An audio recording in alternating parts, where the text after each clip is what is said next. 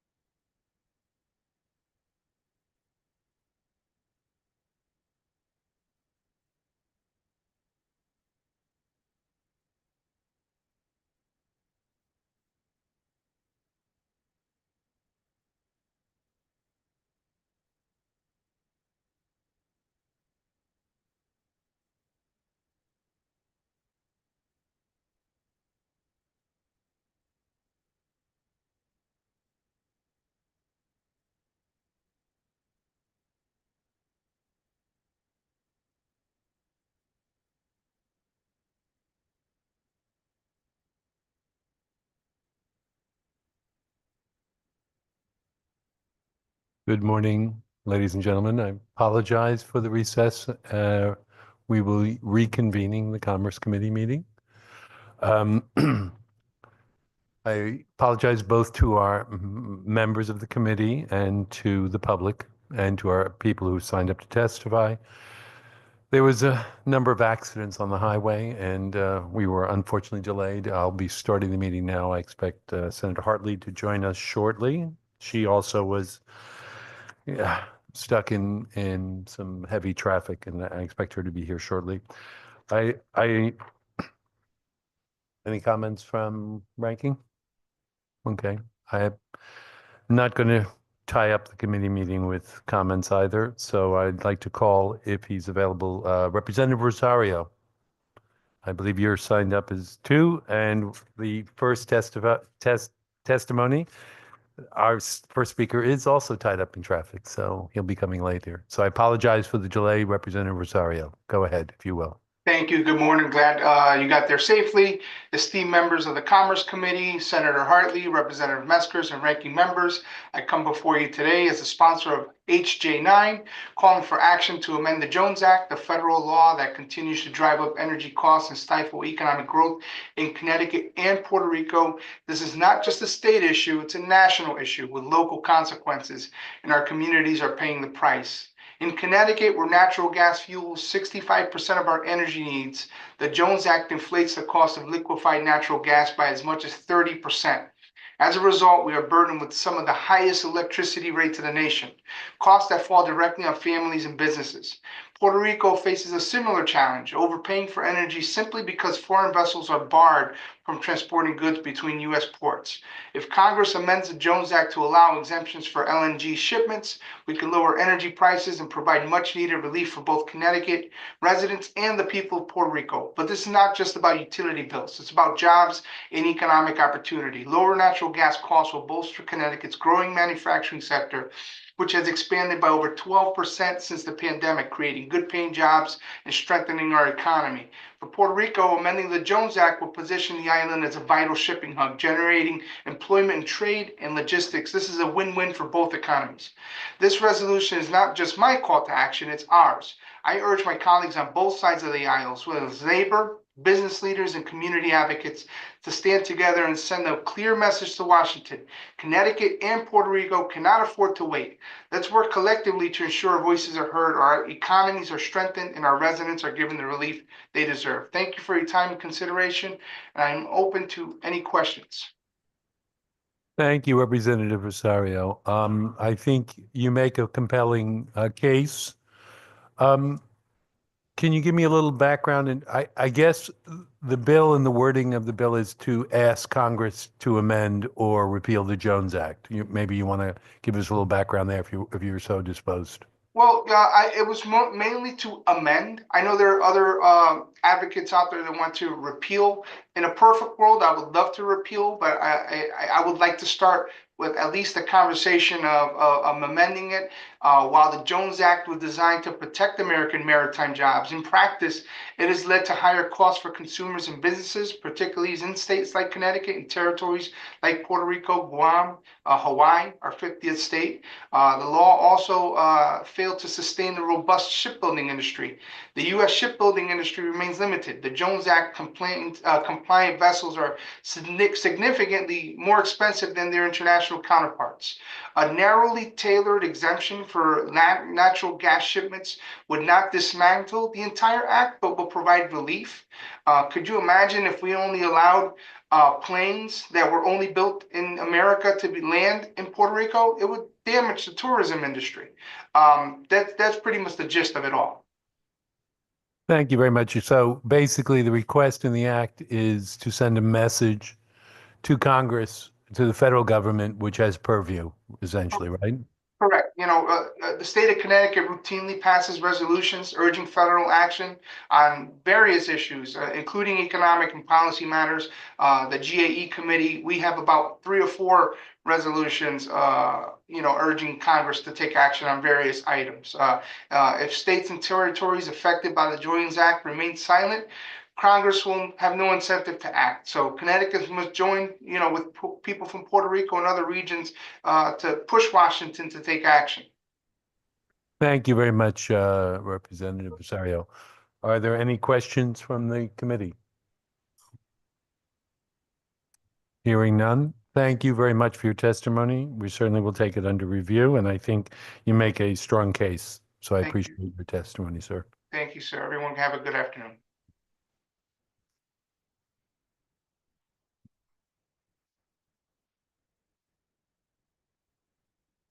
Speaker number 6 is where we would be in the order. Yep, I've got your note. Thank you very much. So next up, we have Jason Mancini from Connecticut Humanities, the Executive Director.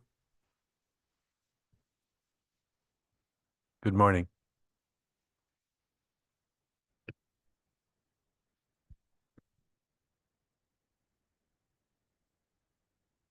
Morning, Representative Meskers, Senator Hartley, and honorable members of the Commerce Committee. I'm Jason Mancini, Executive Director of Connecticut Humanities, Vice Chair of the America 250 Connecticut Commission, and resident in North Stonington, testifying in support of Senate Bill 1456 and speaking on behalf of a cultural and tourism sector that seeks greater investment from the state for arts, culture, and tourism.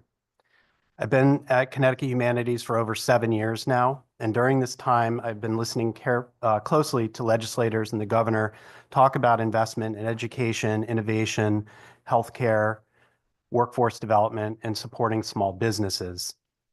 As a statewide focused nonprofit affiliate of the National Endowment for the Humanities, I'm here to testify that we do all of that on your behalf, along with our partners in DECD. Together, we engage, grant to, convene, and connect nearly 750 cultural nonprofits across Connecticut in nearly every one of our municipalities. These organizations are small businesses, employers, community anchors, learning, creative, and innovation spaces, and connectors. Through our grants, we collect and report data, we know the opportunities, we understand ROI. In fact, Americans for the Arts released their report last year called Arts and Economic Prosperity. From this, we can clearly see the economic and social impacts of investment in arts and culture. I'll highlight key findings. Total industry expenditures, $955 million. Personal income to state residents, $826 million. Local and state tax revenue, $90 million. Total attendance for in-person events, 10.8 million people. Total event-related expenditures, $348 million. And the average per person per event spend, $30.47. 90% of the attendees are our residents and 10% come from out of state. Imagine what greater investment in our cultural organizations and in tourism marketing could do for the numbers cited above. The organizations and programs we fund, including libraries and museums, are our most trusted public institutions. In the partisan, polarized time we live in, it is imperative we invest in these public places to bring people together across differences and towards common good. We are trusted, resourceful, accountable, and innovative problem solvers.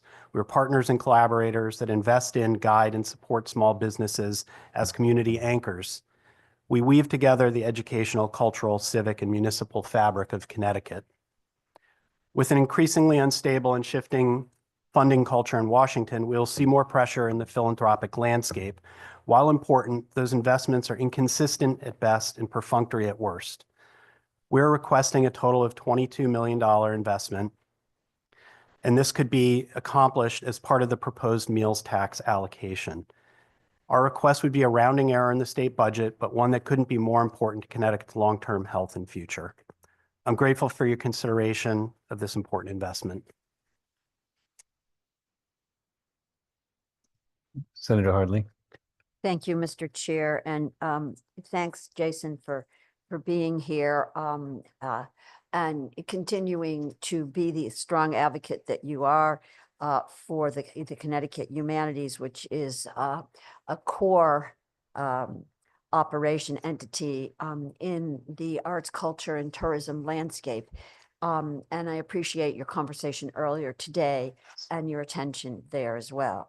I just want to say that it is going to be a very challenging landscape because from here I morph over onto the Conservation and Development Subcommittee. So And there's lots of gaps there.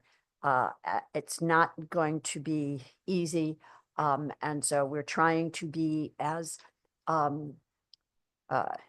insightful and also, recognizing the parameters in which we are having to work.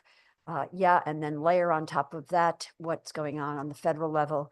And, it's just a wild, wild situation that quite frankly is changing from minute to minute. So thank you for what you're doing. Continue to stay close and in touch and have these conversations. And we appreciate every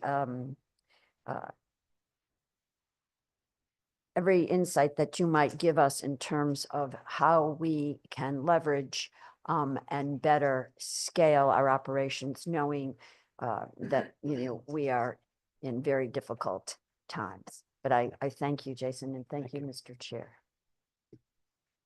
I see that Senator Summers has her hand raised, I believe. Yes. Good morning, Jason, and thank you for being here. I just want to echo, what Senator Hartley had to say. I sit on conservation and development with her in the budget making, and I'm also the ranking member of APROPS. I will do everything I can. I feel that tourism and the work that you do is a great economic driver for the state of Connecticut, and it's very short-sighted of us to not fund tourism the way it should be funded. And the return on investment, as we've all heard you say and many others say, is one that is within that next year and with tremendous multipliers for the state of Connecticut. So I wanted to let you know that we will do all we can. It is a tough year, but I think that there's things that can be done to ensure that we are appropriating our funds in a way that makes sense for the state of Connecticut. And also, really, tourism needs to be looked at as an investment in our state, in our economy, because the returns are really unsurpassed.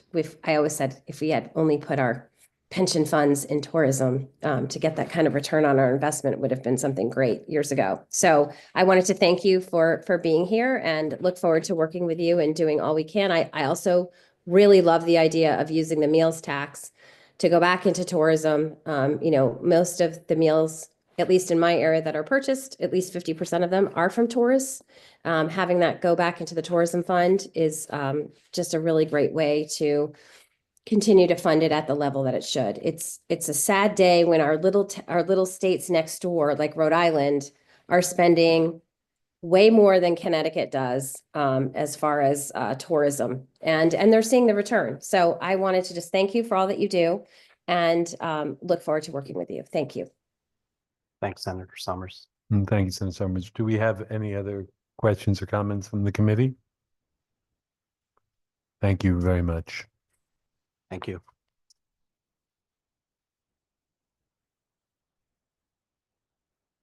I can see the senator from Greenwich is here, and I assume it was the same traffic issues that delayed me to the start of our meeting or recess our meeting. So I'd call you up if you have to testify now. Thank you.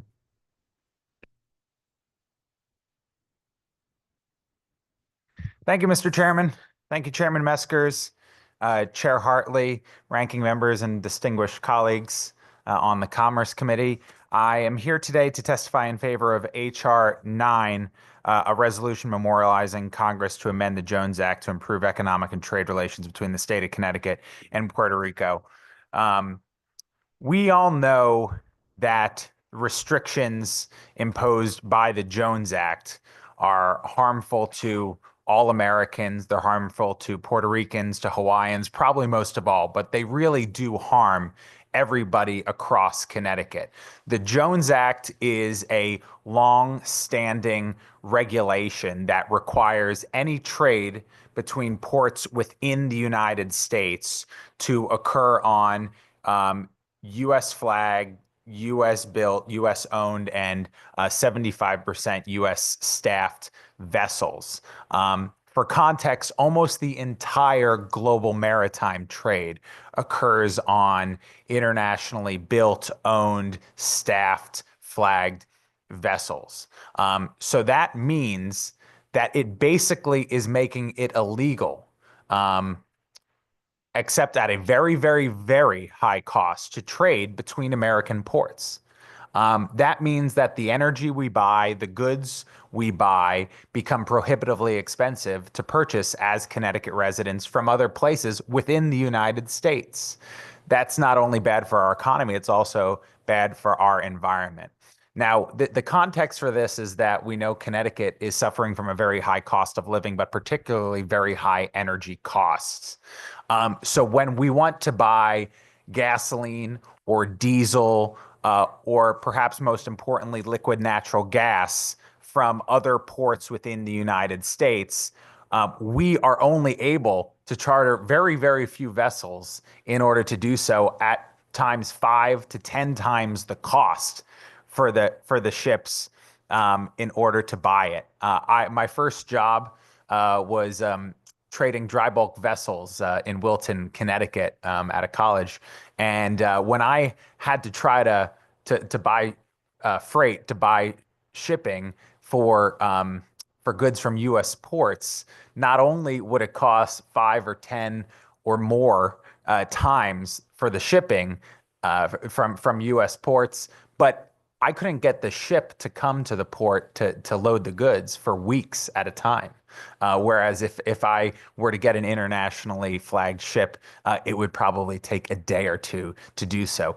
You know, when Connecticut in the wintertime is needing liquid natural gas or heating oil because we're on the precipice of shortages in times of high demand, waiting weeks in order to get it is not an option.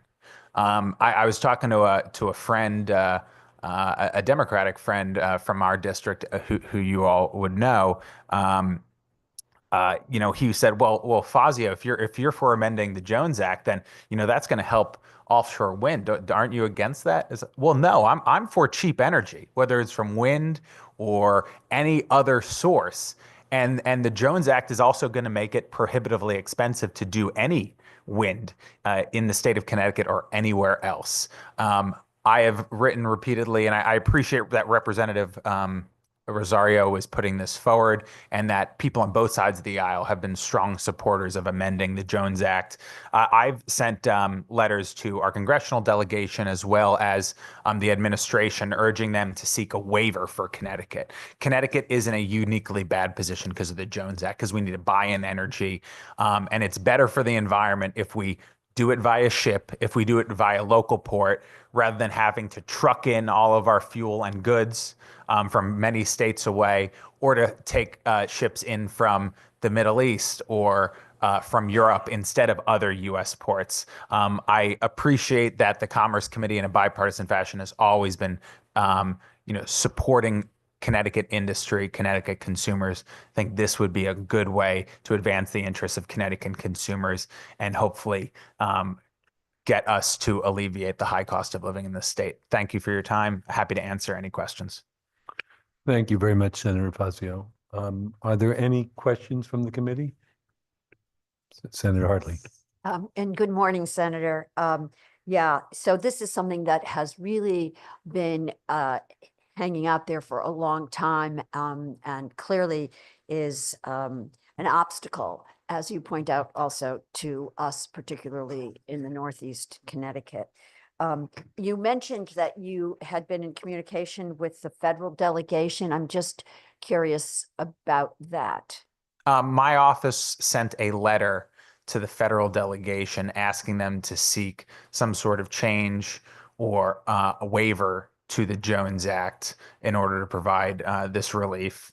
Obviously, they have to work with their colleagues in Congress or the administration in order to do so. So I'm not sure if they've had any progress on that or not. I don't believe we had substantive communication back, but yes, we are certainly urging the federal delegation to try to work to amend it as well. And so is that recent? Is that kind of in sync with the resolution that we have before us presently? Exactly. Yes, it is very much in sync with it. Yeah, okay. So it's good to be working on all fronts, parallel tracks, to reinforce this message. Appreciate it. Thank you, Senator. Thank you, Senator. And just for me, Senator Fazio, I assume the opposition at some point is to, I think the intent of the Jones Act was to bolster the maritime industry, but it's weighing heavily on Connecticut, and I'm not sure it's the most efficient way to bolster the maritime industry. Do you expect that there is much opposition? Have you looked at it all historically, like trying to repeal? Is it the shipbuilding states that are principally opposed, or is there, do you think there's more universal opposition, or what would you imagine or speculate is the level of opposition that we haven't done anything on the Jones Act to date? Yeah, I think the shipbuilding trades might be the most obvious source, but there's other unionized labor that actually suffers immensely from this. Like, just think about the port workers who see a lot less business and throughput because of the Jones Act. They could be seeing so much more throughput in U.S. ports if there were more ships eligible to do this. And the fact is, over 100 years, that the Jones Act hasn't served to resuscitate the U.S. shipbuilding industry. It's an industry. If you ever said that you were going to charter a U.S. ship in a different country, you'd be laughed at in the industry because it's so many times more expensive than any other ship. So it hasn't served to resuscitate the U.S. shipbuilding industry. I believe we probably would have more luck if we had changes or a rollback to the Jones Act. And it's certainly hurting other unionized labor, especially at U.S. ports, who are seeing diminished business because of the regulation. Perfect. Thank you very much. Any other questions or comments? Thank you, Senator. Thank you, Mr. Fazio. Chairman.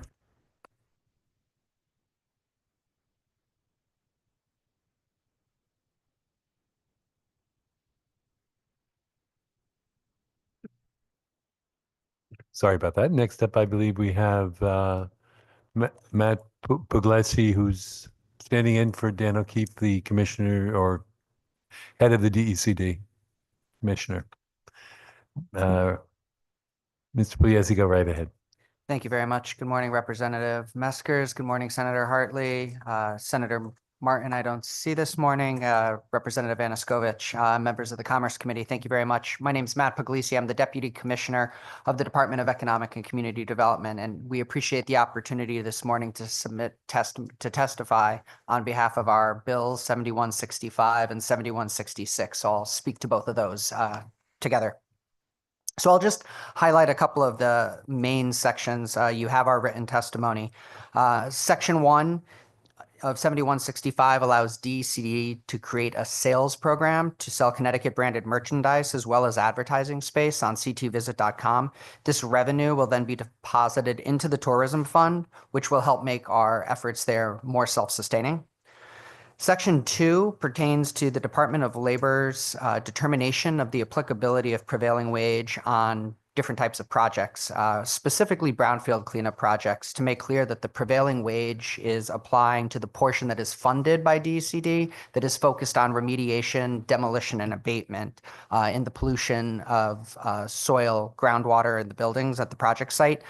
We want to make sure that this is separate from any subsequent vertical development or construction that is not receiving state assistance. And DOL has been consulted on this language to make sure that it is in line with being able to make that separation. I would flag here for the committee that DOL and DCD has reviewed this language since it was published, and we will be offering the committee some minor revisions to ensure that it does have the clarity that we both intended. Section 3, we have crafted in collaboration with the Department of Developmental Disabilities, Department of Aging and Disability Services, and the Department of Labor, and it modifies the current intellectual and developmental disability workforce development grant program to conform to federal best practices on competitive integrated employment. Section 4 is to clarify that tax credit programs administered by DECD or Connecticut Innovations are not considered state assistance regarding the existing non-relocation requirements. To this end, tax credits are issued after they are legally earned by the recipients. So the protection that the non-relocation requirement provides to the state in this case is null. We support that non-relocation on all of our programs, but here it's just not applicable. Section 5 clarifies DCD's ability to hold and lease out state property related to cultural, historic sites or attractions. Specifically, we're talking about the Eric Sloan Museum up in Kent, Connecticut, where DCD and DEEP have contiguous properties of land there. And the Connecticut Antique Machinery Museum has a train track that runs across both pieces of property. And both agencies feel that statutory clarification here would be beneficial so that we could complete a land transfer between the two agencies. Section 6 is reinstating a repealed statute that permits DCD to provide financial assistance, lend staff, or other contributions to advance CT. It's a beneficial arrangement that previously existed, and when we changed the statutes around CERC and advance CT, this was inadvertently repealed. DCD and advance CT have a very strong relationship supporting the recruitment and the retention of businesses in Connecticut, and so it's important that we have the statutory language here to support that. And moving on to House Bill 7166, we're doing a lot of clarity here around the tax credit programs. On Section 1, we're looking at the existing research and development expenses tax credit statute, and we're trying to create some clarity here. DCD's in ongoing discussion with stakeholders on some amendment language for this section, and we request that the committee will support this bill out as a work in progress. We'll be coming back with some amended language on it. And then the last piece around the film production tax credit and infrastructure project tax credits. These are amendments that were recommended by the state auditors during our last audit. And so we are trying to conform the statute with practice to address audit findings. Thank you for the opportunity to speak briefly about these, and I'm happy to take any questions the committee has. So I won't put you on the spot in relation to the Machinery Museum, and I shouldn't confess to my lack of information, but between your department and that, I'd love to get that to our committee.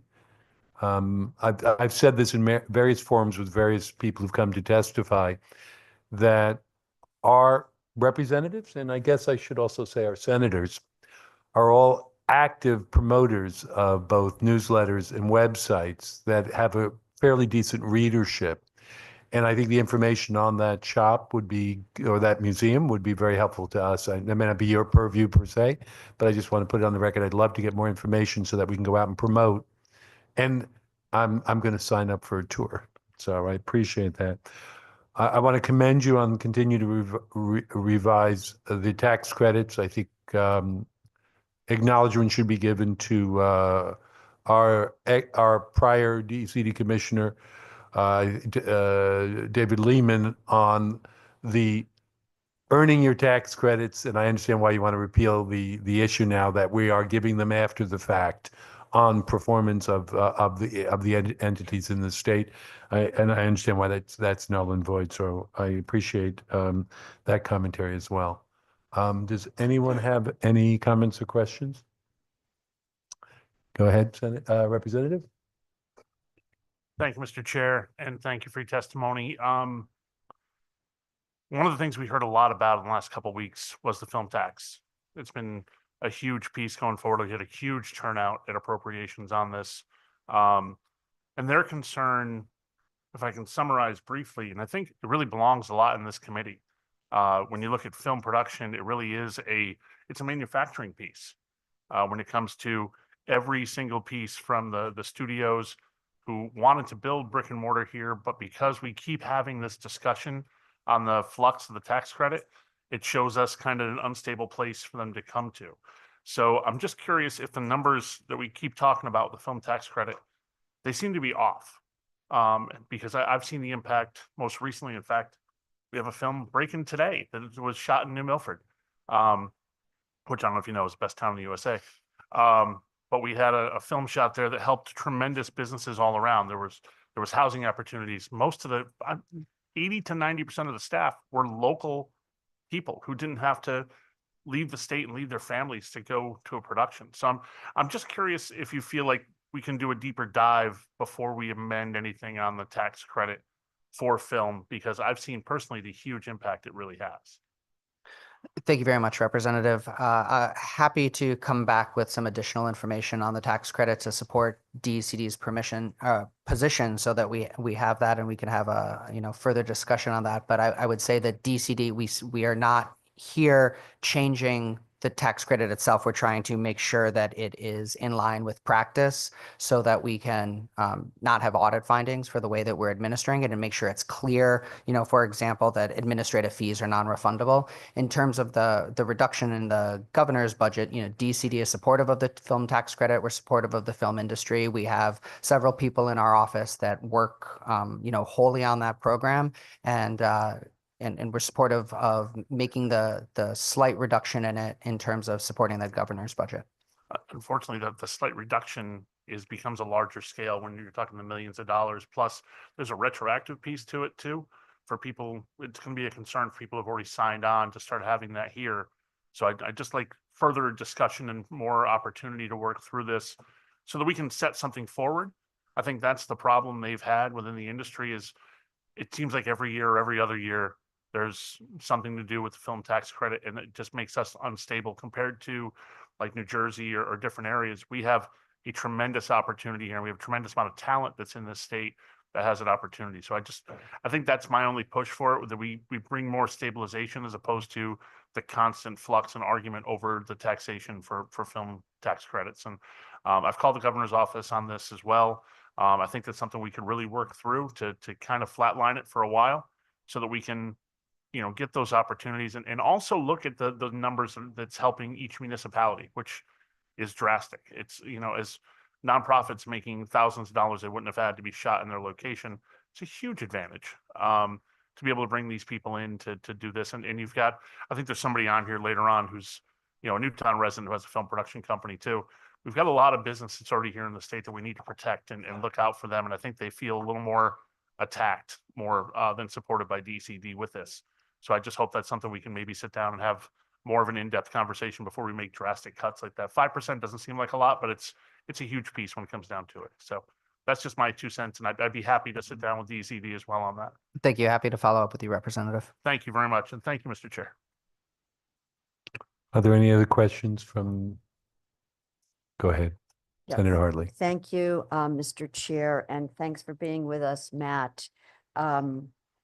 And we are missing the commissioner, but I know that we've got priorities and I respect those immensely. Can you just go back over that advanced CT scenario for us, if you would? Yes, 1 second. I want to make sure I have the right information right at top of mind here.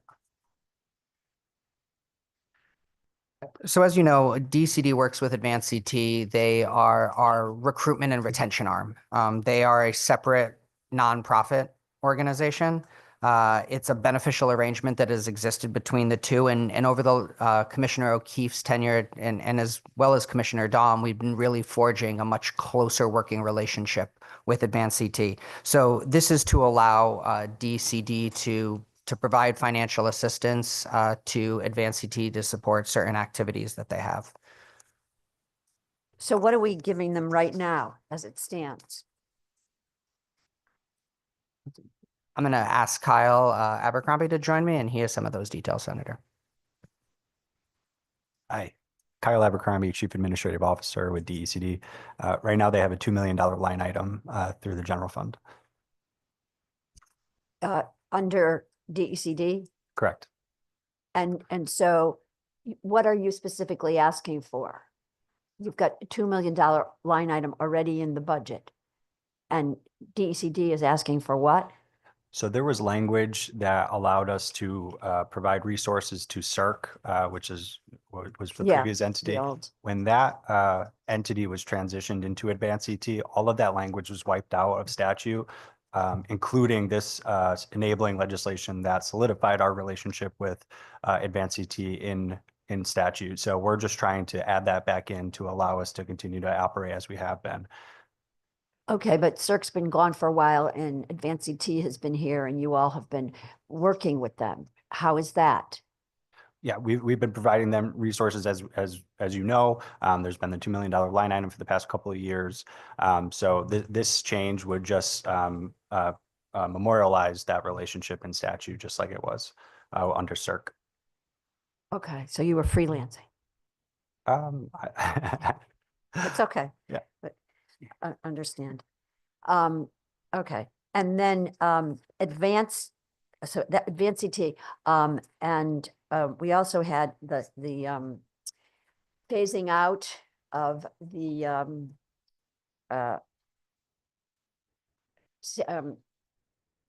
not community challenges, but what's the other entity that we Innovation closed down? clusters. Yes, thank you. So just can you give us the scenario on that and where that was bond money?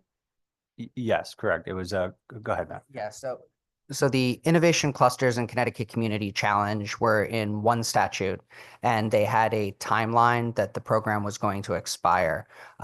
So we're asking for the change for two reasons. One, the Innovation Corridor Program was the first version of that program.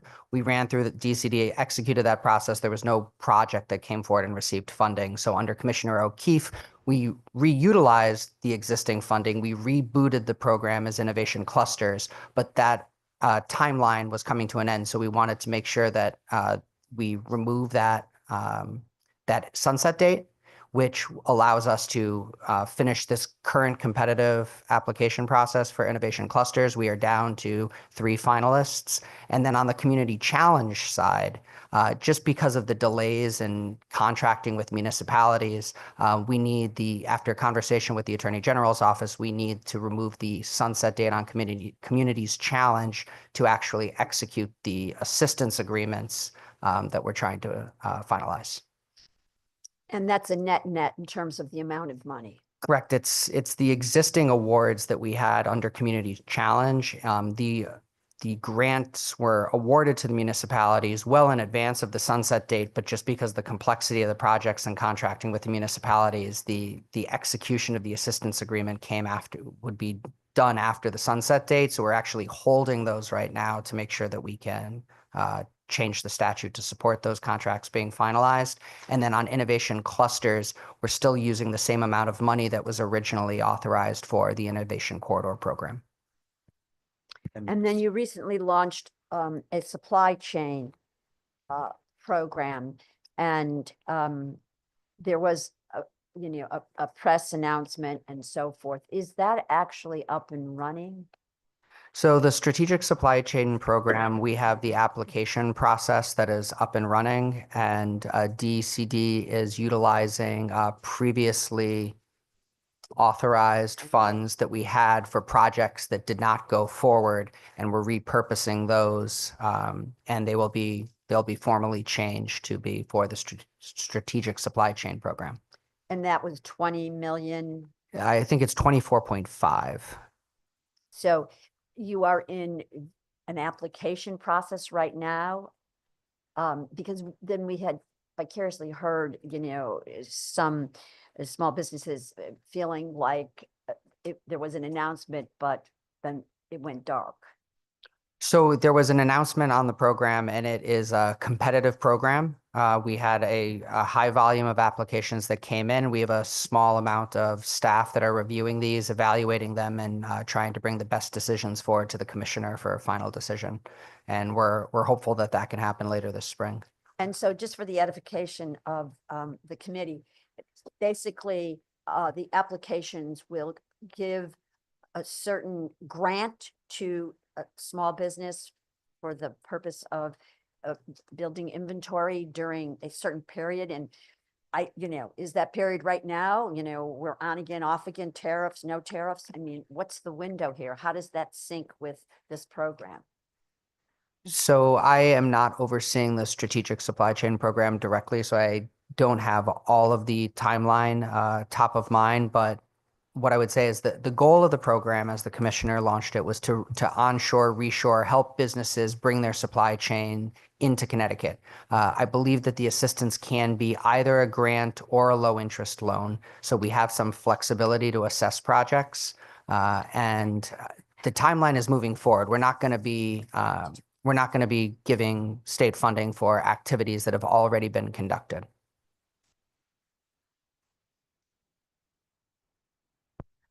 Thank you. And then one last question, I think that we shared with you that our ever vigilant OLR team had some questions regarding the R&D tax credit program. Did you receive those? We sent them to you for purposes of clarification.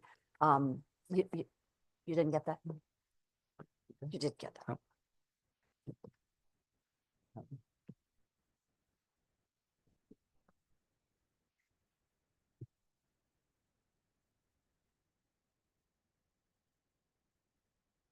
Yes, so Senator, at that point, we are in ongoing negotiations about that, and that's the piece that we'll come back with amended language. Okay, I'm not talking about section 9. This is the R&D tax credit, section 1 of 7166. Yes, correct. Okay, all right. So then we will need that ASAP, though, as we continue to get very close to our deadline. Yes, understood. Thank you very much. Thank you, Mr. Chair. So Matt, I'll take advantage to go back for one or two questions and or observations. I think Representative Buxby expressed interesting concerns on the film tax credit. And I won't put you on the spot at the moment. Obviously, the film tax credit, where I'm most concerned is the stickiness of the credit in terms of that it is generating at some level production facilities, and stickiness meaning the stickiness of the companies. I want to make sure that we move forward with the film tax credit that not only does it encourage expansion of business opportunity, but protects us in terms of growing the business in the state. So we don't have people who could potentially, or it makes it more difficult for them to move. So I'd be asking for that. As well, I believe we've heard, and I expect we will probably, I think we're going to send on to I don't know if it's going to bonding or appropriations, the pass-through entity tax, pass-through tax on manufacturing. And in the past, we haven't been able to quantify. And as you're doing the supply chain for the companies, I'd like to add to a question maybe in this session or the next session, is there a way in a pass-through entity tax credit for our smaller manufacturers to target a group, target a percentage, target a gross amount that's acceptable to the administration on a pass-through tax credit? Because we were having trouble with that in terms of quantifying how many people would qualify. And I think one would be a cap on the amount, but then figuring out how we quantify, identify those who would qualify for it. Because I think one of the things that we've heard on this committee, and we continue to be very interested in, is both the supply chain in manufacturing and our smaller manufacturers. We want to make sure in the competitive environment that they can continue to do research and development, get a pass-through tax credit to the extent they expand on their research and development, and thrive. So we looked at, I don't think we've had support, and that may be because we haven't quantified. And it may be, we may be looking for you guys as to what would be the applicable or qualifications we would look at to figure out who would qualify. How do we not make it too excessive? How does it aid our industry? So I'd ask you to take that back in the future for further conversation. Thank you. Are there any other questions or comments from the committee? Hearing none, I want to thank you for your testimony, and sorry for, again, apologies for the delay. You're welcome. Have a good day. Thank you.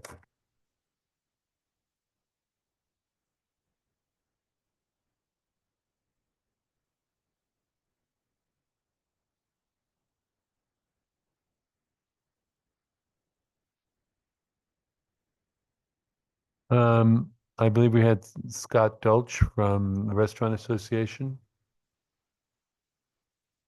Come on down.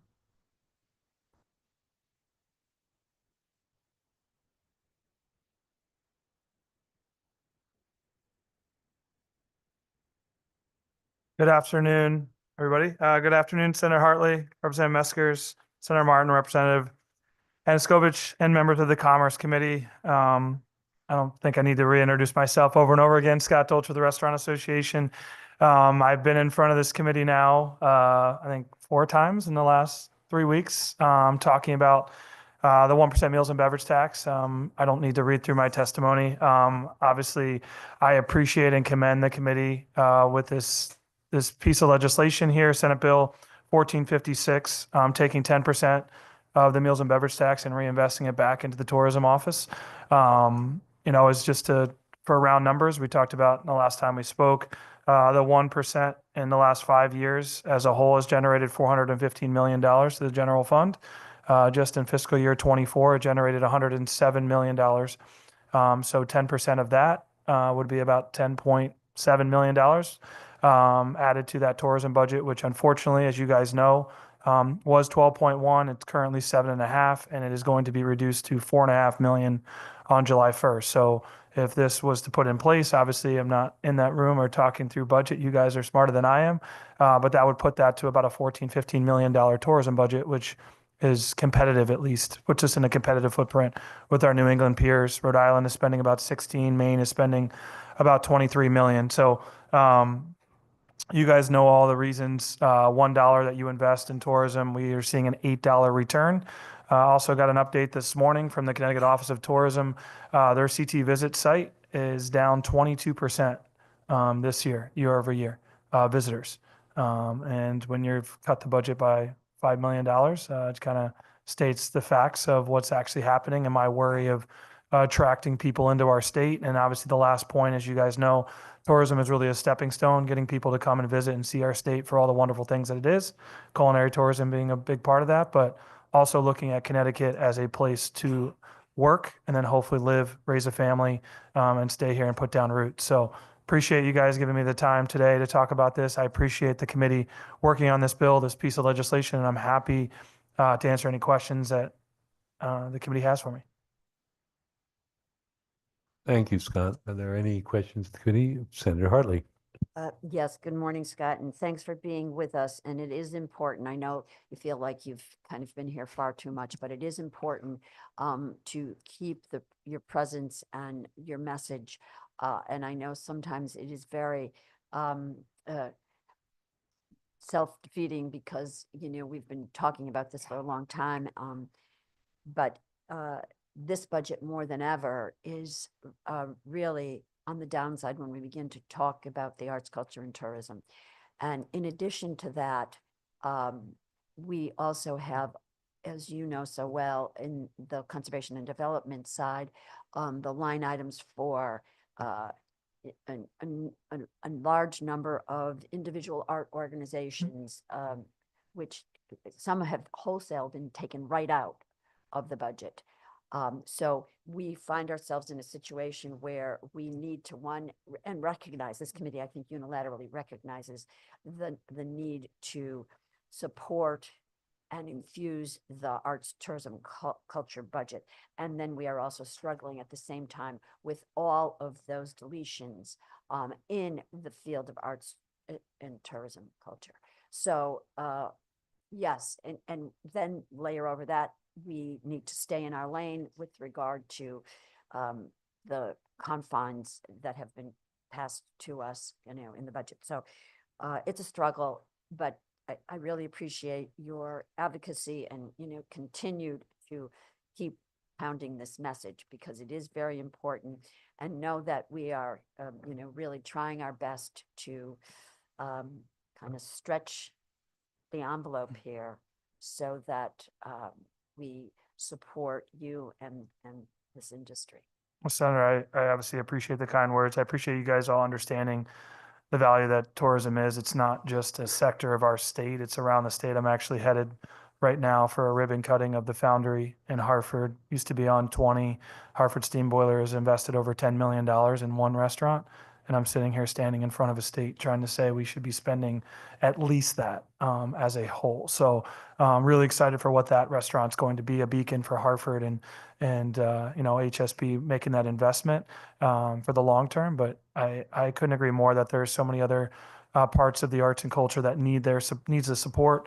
And I'm happy to support that where I sit here today. The CRA and the restaurants don't directly benefit, as you guys all know, from these budget line items.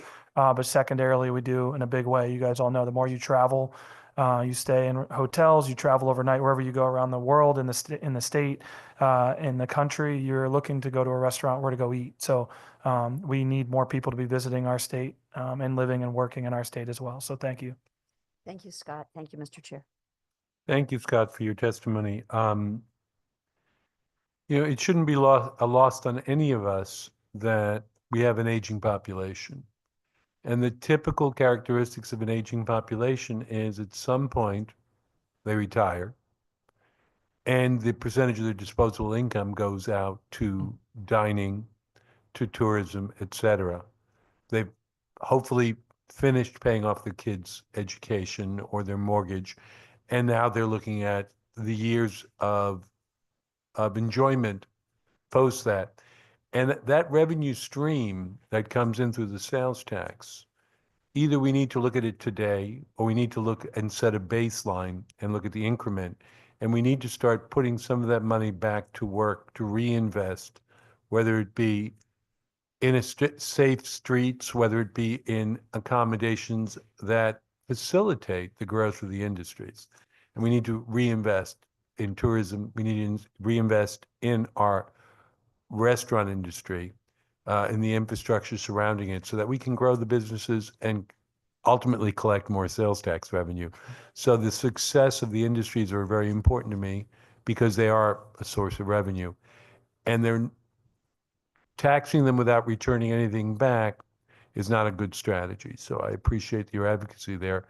I hope within the vagaries of where we are on the budget at the local level and trying to figure out what the apportionment of any of the cuts that may come out of the federal government, that we can do something.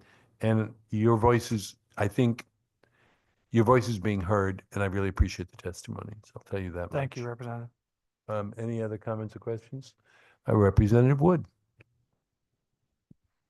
Thanks, Scott. I was wondering what that 1% sales tax on the food went into place. Did the Restaurant Association ever get any of that money? Unfortunately, we have not. It is all, the 1% has all gone to the general fund since 2019. It's slowly increased up to $415 million, 107 this past year. And it's obviously increased every year, even though people say sales tax numbers or things for the state could be down. This 1% has continued to rise. I think the first year was 45 million to the general fund, then 60, 78, I think 89, and then 100, and then 107. So, and it's 5-year growth, and it's continuing to grow. As you guys know, unfortunately, cost of going out to eat, cost of, for restaurants, it's just your check at the end of the night has to be a little bit higher to afford all these expenses. And that obviously that 1% doesn't go down. The 1% on the overall sales continue to rise. So, and your restaurant association was in agreement with that 1% sales tax when it went into place, in exchange for having that money go back to restaurants during a very difficult time during COVID, where they could then access grants through the municipalities to stay in business, essentially, correct?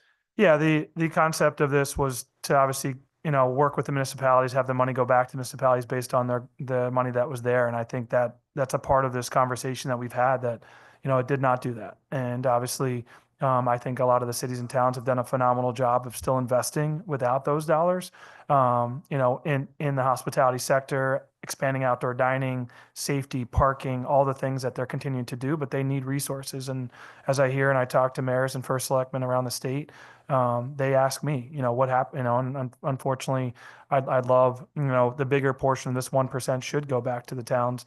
And it also incentivizes them to do more in our sector, because the more hotels, the more restaurants that you bring into your city or town, the more revenue that you're going to see, the more tax dollars that are going to come back that you can reinvest. So I'm hopeful, obviously this is a portion of this, but if it's just 10% to tourism, but obviously I will continue to work with the mayors and first selectmen on ways to fix this moving forward. Yeah, I mean, I think that we really were lucky in a sense that even though this money was supposed to go back to the restaurant industry, what happened was the public rallied around restaurants and came out and, started over tipping and saying, we're going to, buy our meals out. We're going to pick up takeout. We're going to go sit out, essentially sometimes in the middle of a road that became an area where we could go dine outside. I mean, the public really stepped up and kind of saved us from really having to give you the money that we were supposed to give you.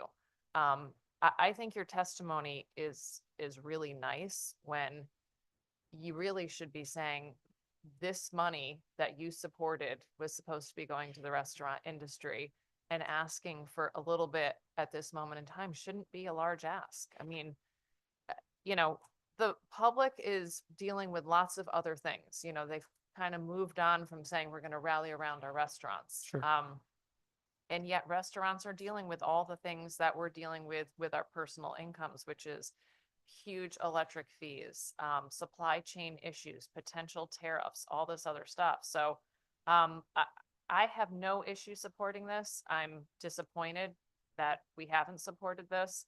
And I'm hoping that this gets across the finish line this year, because it's really been far too late getting to tourism and restaurants and everything that surrounds that. So I'm sorry it's taken this long, but you definitely have my support going forward.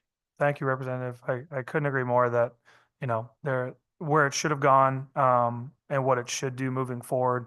I think Representative Mesker's made a great point, you know, that at least a portion or some portion of the money that we're generating should be reinvested back into hospitality, restaurants, as a whole. And that's why it pains me to sit up here today and to see, you know, budgets come out that continue to even just take the tourism budget for a specific example, or look at those line items of arts and culture, like continue to be cut, when our industry has really been providing the vast majority of sales and use tax to the state year over year, increasing a specific tax that was at our industry specifically. So yeah, I couldn't agree more. So thank you for your support, and everyone up here as well. Thank you, Representative Wood. Thank you, Scott. I believe we have ranking Chris Aniskovich, Representative. Thank you, Scott, for your testimony. So I guess I felt I got to talk now that you hear all these other things that come in, and then you're like, oh God, now this triggers something else. So thank you for your testimony. And I'm going to agree with Representative Woods.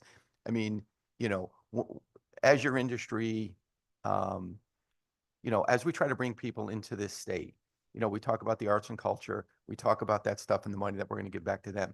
But the reality is a lot of people, when they come and they want to go to a destination to see a show or to do something different, what do they want to see?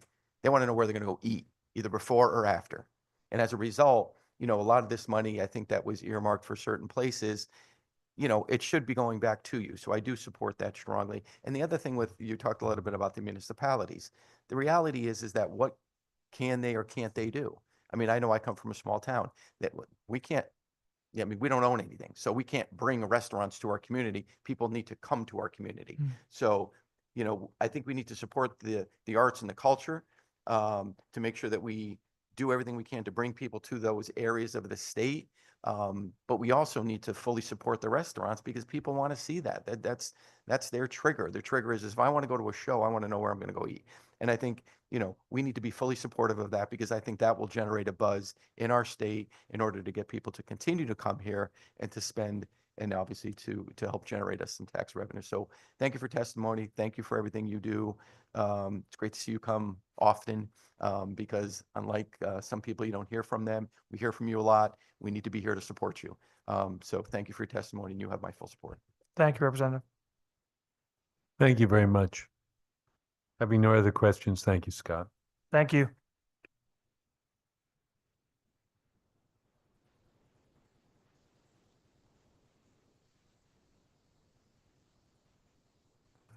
Madam Clerk, we'll go with 7, and then afterwards, if the translator isn't showing up, we'll do that subsequent if Pedro's on. Okay, so right now I'll call Kyle Burleson from the American Waterway Operators. I'm not familiar with the organization, so thank you, sir. And if you'll hit the red button or hit the button on the base, now you're live and recording. Thank you, sir.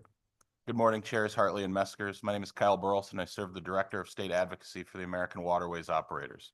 AWO is the tugboat, towboat, and barge industry's advocate, resource, and united voice for safe, sustainable, and efficient transportation on America's waterways, oceans, and coasts.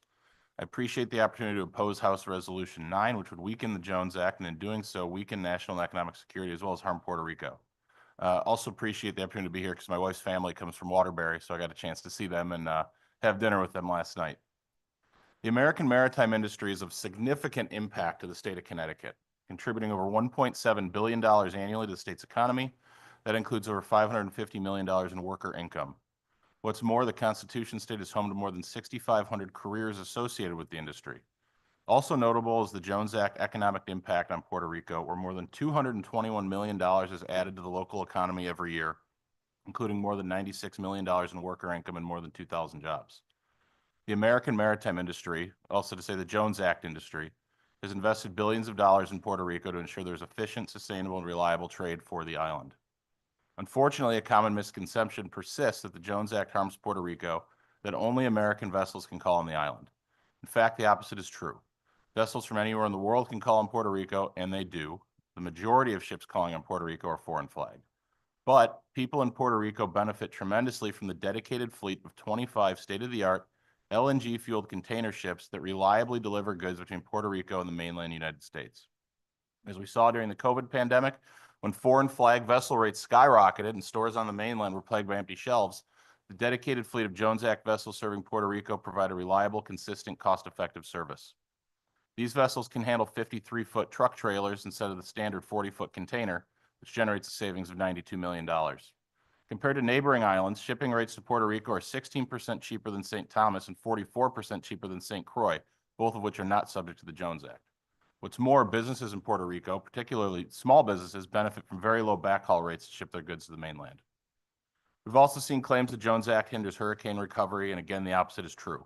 While vessels from anywhere in the world can bring hurricane relief supplies to Puerto Rico, American companies dedicated to the Puerto Rico trade pre-position vessels so they're ready to deliver cargoes such as fuel, generators, food, water, and baby formula as soon as ports reopen after a storm. As we saw after Hurricane Maria, landside transportation of goods from the ports to the interior of the island has been a much bigger problem than getting cargo to Puerto Rico after a storm. In fact, there's a famous video clip of Geraldo Rivera standing in San Juan claiming the Jones Act was preventing vessels from getting to Puerto Rico to provide relief. And at least half of the vessels in the background he was pointing out were American vessels waiting to get to the port while there was nowhere for them to offload cargo because the interior of the island had to be repaired so product could move. Time and again, the Jones Act comes under attack for increasing costs for Puerto Rico, and time and again, the data simply doesn't support that. Economic studies have shown that transportation costs for Puerto Rico are not materially different than those on the mainland.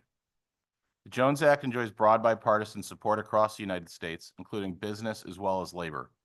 Further, the governor of Puerto Rico, Jennifer Gonzalez Colon, has been a longtime supporter of the Jones Act and was recognized as a champion of the Jones Act in 2022 while serving as resident commissioner in Congress. Respectfully, I'm confident that the governor has a better understanding of the impact of law on the people and economy of Puerto Rico than any of us here today. There's no doubt there's a lot of pressing issues facing Connecticut. We would encourage a no vote here and work together to work on increasing the size of the maritime industry here and across the country, including Puerto Rico. I appreciate your time. I'm happy to answer any questions you may have. I'd be delighted to address some of the points made by previous speakers. Thank you. So, Madam Clerk, have we received written testimony from this gentleman? You know if you've submitted your testimony in writing? I did not, but I certainly can. I definitely want it. Sure. Thank you. Because there are countervailing points, and I'm trying to root through the issue as best I can. And I won't attack your position, but I'll question. My understanding of the Jones Act historically has been its direct support of the maritime industry. And in the dynamics globally, it seems to me that our maritime industry has declined. Now, that doesn't mean I'm in favor of further weakening our maritime industry, and I guess that's your concern. But what are the dynamics that we, as on a commercial basis in commercial fleets, are either under competition or seems so much more of the business seems to be happening in other countries? Because I'm concerned as an American and patriot that I need a good, strong maritime industry. So, of course, as am I, above and beyond my professional role. one of the biggest challenge is China.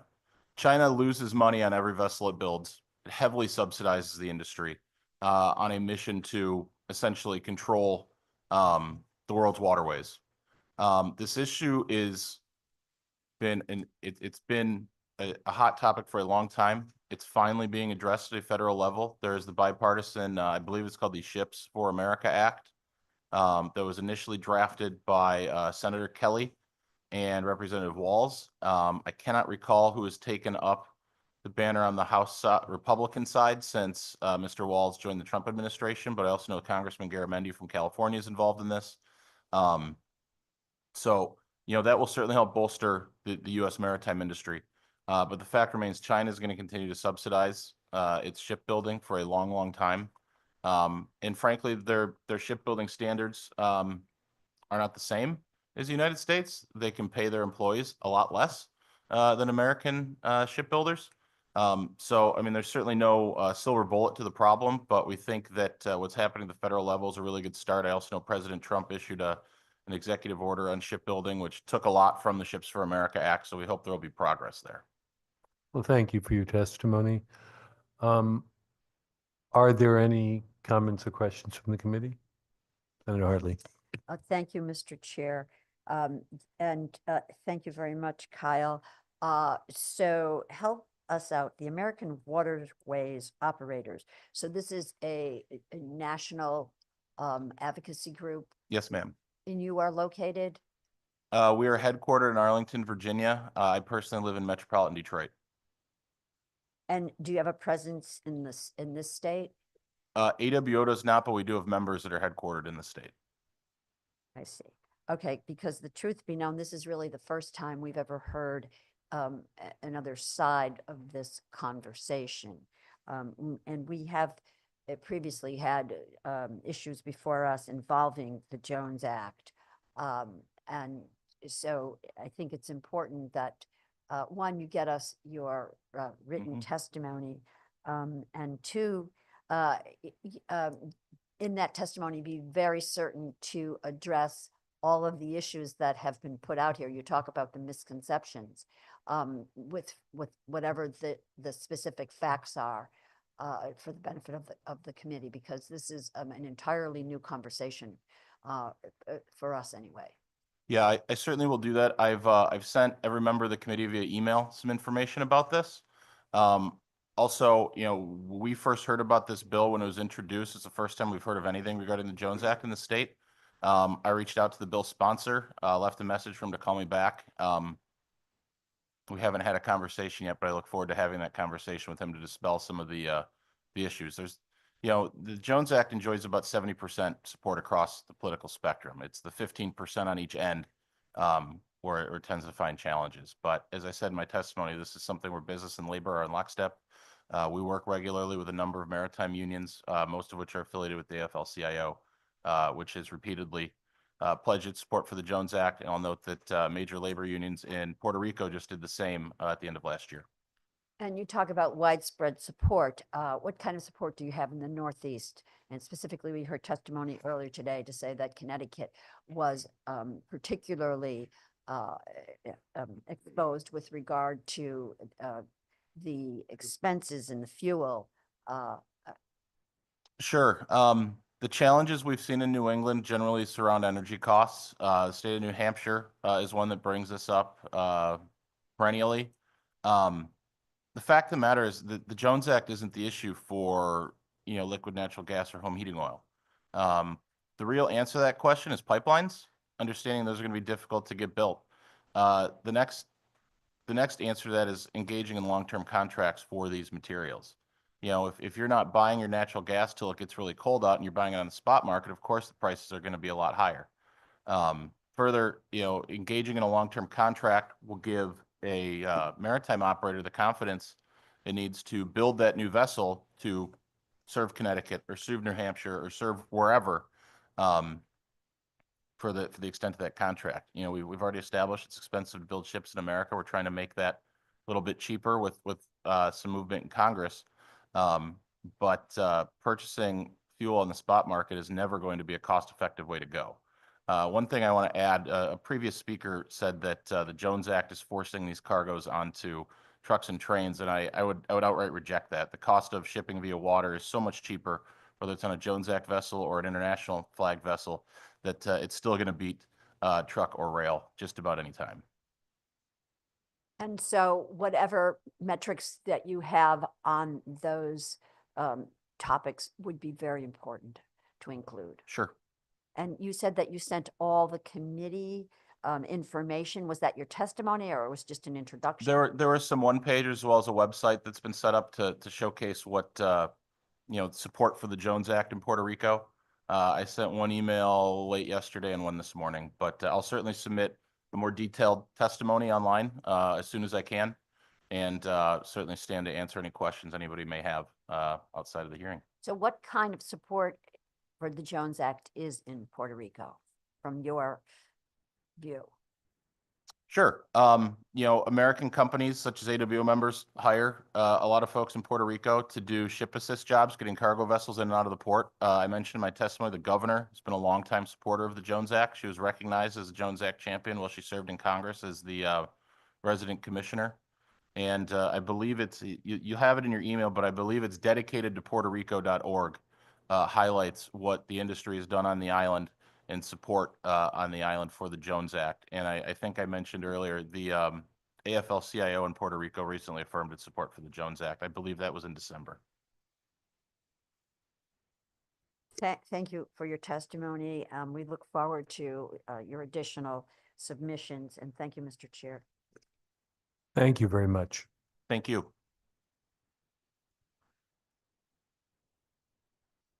Madam Clerk, do we have Pedro Figueroa? We have him online, but I keep trying to promote him to speak publicly, and he keeps declining the accepting the panelist role. I don't know if that can maybe be explained. Okay. Señor Figueroa, si puedes empujar el botón y aceptar la pedida de mi clerk para elevarte, para ser un panelist, así puedes atestar o testificar. ¿Sí?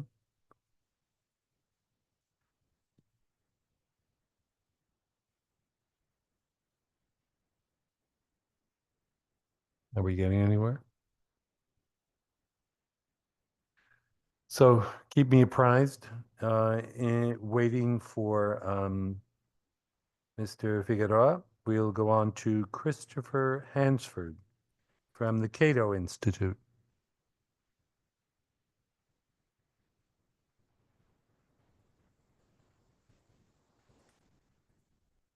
Good morning, members of the Commerce Committee, Senator Hartley, Representative Meskers.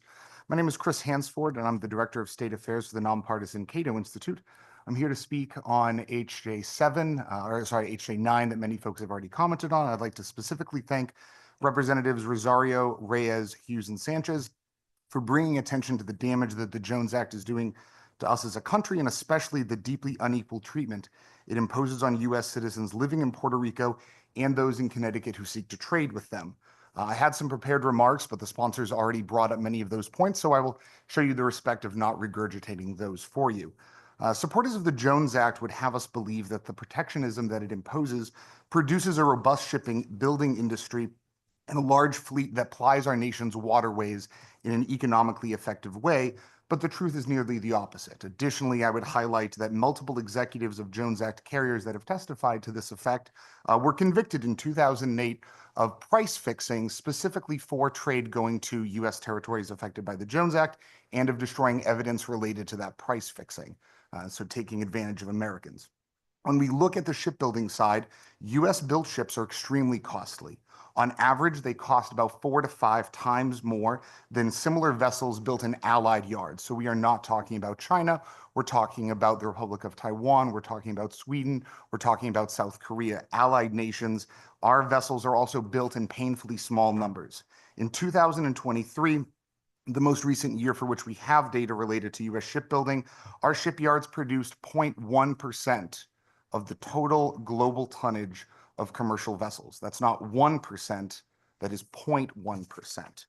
So no wonder a recent Wall Street Journal article referred to U.S. shipbuilding as tiny and rusty, and a February GAO report referred to U.S. commercial shipbuilding as being in a state of near total collapse. The previous speaker referred to the vessels that, under the Jones Act, conduct trade between the U.S. mainland and Puerto Rico as state of the art. On average, most of these vessels entered the water when the Soviet Union still existed, and again, cost several times more than vessels built in Allied yards, and the rates on those vessels are similarly high. If I was to have flown here this morning on an aircraft governed by the same rules and economic conditions of the Jones Act, my flight from Virginia would have cost several $1,000s, and I would have taken to the air on an aircraft that entered service in the 1980s. That to me does not sound like state of the art, and I'm quite pleased to say that my wife is happy that I did not fly on such an aircraft. Additionally, I would highlight, as the previous speaker mentioned, when we talk about the $200 or so million that the Jones Act supposedly contributes to the economy of Puerto Rico, the law has in fact succeeded in costing the island an estimated $1.4 billion a year in increased shipping costs. Now, that is a figure from a 2024 study that specifically used 2016 dollars, so a rather conservative estimate as well. Those two numbers don't really balance out at the end of the day.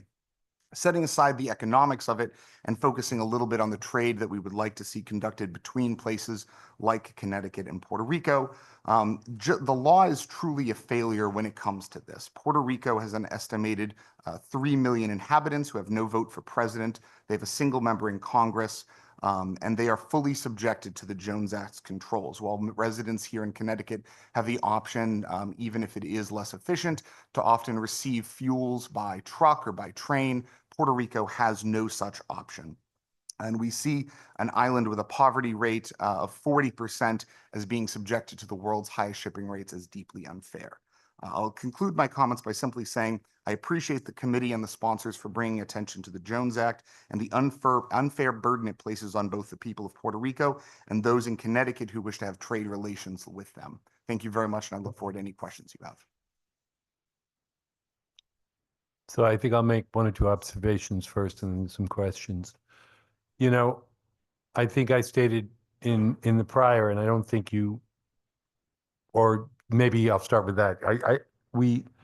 I stated in the prior testimony that, you know, the Jones Act in and of itself was supposed to protect the maritime industry. You're telling me it's not efficient or effective, right? So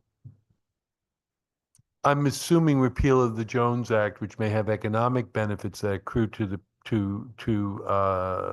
citizens of Puerto Rico and the citizens of Connecticut, if the argument, and for lack of my own clarity, I suppose the act, it's raising costs and it's not doing what it's supposed to do. It would be helpful, since we're in a public forum, if we agree with the principle that the U.S. should have a maritime industry, and historically we've been a global leader, and it looks like we are falling faster and faster behind. Have you looked at that in terms of what measures need to be implemented? Our maritime industry is, at the end of the day, sounds like it's in crisis. With great respect to the hardworking men and women of the U.S. maritime industry, it's not in crisis. When you are producing 0.1% of the global tonnage of commercial vessels, the industry is essentially non-existent. I would say it's absolutely critical to America's long-term interests, and obviously those of the citizens of Connecticut, for all U.S. military vessels to be built in American yards, which they are, as required by various federal laws. But if we were to say that 0.1% of cars on the road today were made in America, I would say it's very hard to drive down the road to find a single one. That's not an industry in crisis. It is an industry that is effectively deceased. I'm not sure I'm willing to concede the point, but I would agree with the argument. I think the problem becomes, in our history, in various conflicts, we've repurposed our industries to support our global expansion. We shut down the auto industry during the Second World War to build tanks. our aviation industry dedicate itself to airplanes. I'm concerned about the stability of the infrastructure in and of itself. And I think surrendering any expectation to have a maritime, private sector maritime industry is not wise strategically, and it's beyond my pay grade because it's a federal issue. But the estimates you're giving are based on the lack of available competitive ship production and the cost of transport. It's basically, you think that, and it's basically restricting trade within the United States to U.S. ships, which sounds like we're not getting. You're almost going to ensure that the shipping is going to occur internationally into the states, and it's not going to happen within the states if there aren't available shipping lines. So you're going to cut down on any kind of cross-border exercise, but cross-state exercise in any expensive or heavy materials, any aggregates, et cetera, because the freight on board gets more and more expensive. So I would completely agree that it's important that the United States have a vibrant and robust ability to move, especially strategic materials in time of war. If we were to look at the Jones Act, which was enacted immediately after World War I, we would see that really since the middle of the century, around right after World War II, the total quantity of vessels, which had thousands of interstate rated vessels that could engage in this kind of trade. Today, we're now down to under 100. So if you have a business in New London and you want to ship goods from there to San Juan, assuming all vessels, which you can't assume that, obviously they're for different types and different purposes and have dedicated routes. But even if all 100 vessels were accessible to you, that is such a minute quantity that it is ineffective to engage in the trade. I would also highlight that it's such an ineffective system, and we've had it in place for over a century, that as of today, there are no LNG tankers, for example, because specifically as a New Englander myself, I know the cost of home heating oil and fuels and LNG that heat our homes in the winter and drive our industries. And there are precisely 0 vessels that are able to bring LNG lawfully from US ports where it is produced in our South to New England ports, period. So when you need to import additional fuels or bring in additional fuels in the winter, you're buying foreign goods. As a nation, we have the ability to produce these goods, but those LNG goods that are made in the United States are often exported, and instead you're importing them. Even prior to the war in Ukraine, you were importing them from Russia, of all places, because you could not have you did not have the vessels to trade with yourself. To me, I think that deeply undermines not only our national security, but also the economic interests of both folks in places like Puerto Rico, but also here in Connecticut. Thank you. Thank you, sir. I have no further questions. Any questions from the committee? And have you submitted written testimony? Yes, sir. Thank you very much. Thank you all for your time. I appreciate it.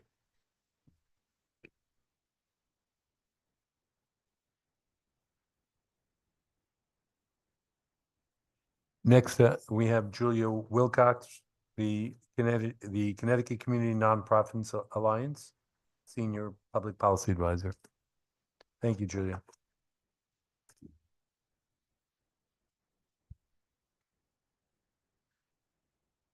Good afternoon, Senator Hartley, Representative Meskers, and distinguished members of the committee.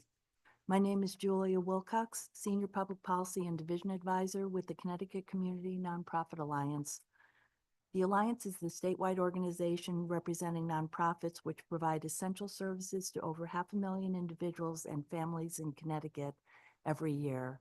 They employ more than 118,000 residents, improving the quality of life in communities across our state. Thank you for the opportunity to testify in support of Senate Bill 1456, an act dedicating a portion of the meals tax revenue to arts, culture, and tourism. The legislation acknowledges the importance of the creative economy in Connecticut and provides desperately needed support as they continue to rebuild from the devastating impact of the COVID-19 pandemic. Arts, culture, and historic preservation programs that enhance our communities are provided by hundreds of nonprofit organizations in Connecticut. They enrich the quality of life and contribute substantially to the state's economy. The creative sector drives nearly $13 billion to Connecticut's economy. Studies have shown that each dollar invested by the state returns at least $8 in economic activity. According to the most recent study conducted in Connecticut by Americans for the Arts, each year the creative economy produces $348 million in revenue for local businesses such as restaurants and retail shops, supports over 12,000 jobs, generates over $600 million a year in industry expenditures, and serves almost 11 million people. That would be 10 million Connecticut residents and 1 million tourists from other states. Unfortunately, despite this documented impact, Connecticut is far behind our neighboring states in terms of investment in the sector. And you have my detailed testimony, and I'd like to focus on just a few key areas, if I may. First, Senate Bill 1456 seeks to dedicate a portion of the revenue generated from the meals tax to the tourism fund. We support the proposed allocation of 1% of the meals tax to arts, culture, and tourism funding, which, as you've heard earlier, will allow the Office of the Arts and Connecticut Humanities to increase their support to the creative sector. And finally, the Alliance stands in full support of the proposal from the Connecticut Arts Alliance, Connecticut Humanities, Connecticut Tourism Culture Coalition, and Connecticut Retail Association to break down the 1% of meal tax collected to support a variety of critical services and entities, including 50% to the municipalities where the tax occurred, 30% to arts, culture, and tourism funding, as indicated in my testimony and the written testimony of many online, and 20% to workforce development. And in closing, I would encourage you to review the information in my testimony. There are links to the resources and reports provided. And with that, I'll close with just a sincere thank you for your attention. And Senator Hartley, specifically, thank you for your comments earlier about the arts and culture sector. I was going to thank you for your testimony until I realized you'd sent me copious links that are going to keep me reading for God knows how many hours. I apologize. No. In seriousness, I think your presentation, the arguments have merit. They're of concern to the Commerce Committee. On a personal level, the arts and humanities are so important. On a commercial basis, the arts and humanities are so important. And I'll take on my back on my commerce hat, that we are concerned about the economic growth and development of the state. We recognize both the restaurants, the tourism, the arts and cultures as being driving forces in our economy. So I thank you for your testimony. I don't think I have any questions because I think you hit on the notes, but I'm going to turn it over to my co-chair, Senator Hartley. Thank you, Mr. Chair. Yeah, Julie, thanks for being here, your leadership on this.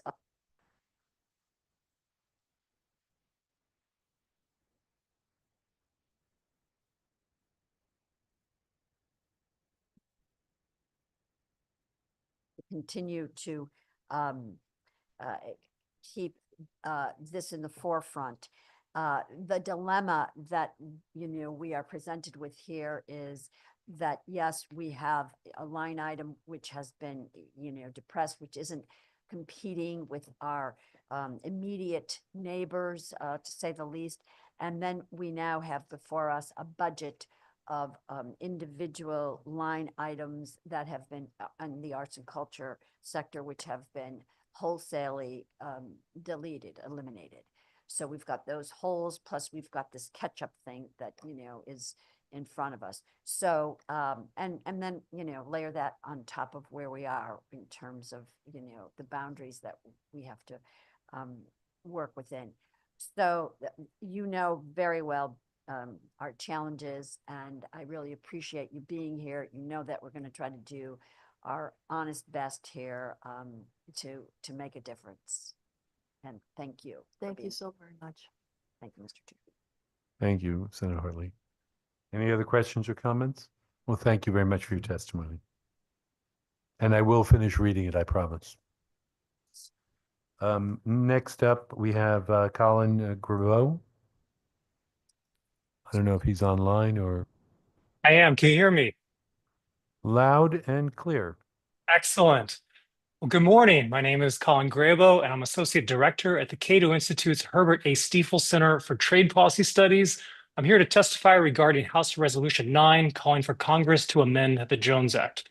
The Jones Act, Section 27 of the Merchant Marine Act of 1920, restricts water transportation between U.S. points to vessels that are U.S. flagged, U.S. built, at least 75% U.S. owned, and U.S. crewed.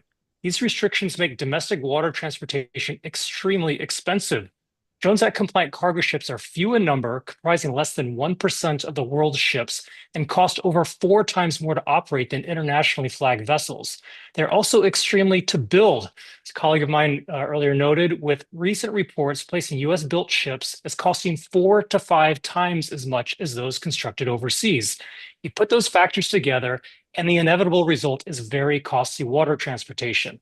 Now, while that's a significant burden to the United States as a whole, it's particularly so for a shipping-dependent island like Puerto Rico. In fact, an academic study released last year found that the Jones Act imposes a $1.4 billion welfare burden on the island, and a 2020 RAND Corporation study identified the Jones Act as one of 5 major impediments to the island's growth. That's not surprising, as it comports with much else we know about the Jones Act's impact on Puerto Rico. We know, for example, that a 2012 Federal Reserve Bank of New York study found that shipping a container from the East Coast to Puerto Rico cost approximately twice as much as sending that same container to the neighboring Dominican Republic or Jamaica, where the Jones Act does not apply. We know that in 2008, 4 executives at Jones Act shipping firms pled guilty to price fixing in the Puerto Rico trade lane, which Jones Act restrictions makes easier to do. We know that due to the high cost of Jones Act shipping, Puerto Rico purchases only tiny amounts of energy from the U.S. mainland, instead overwhelmingly purchases fuel from more distant sources, even as American energy freely flows to the rest of the Caribbean.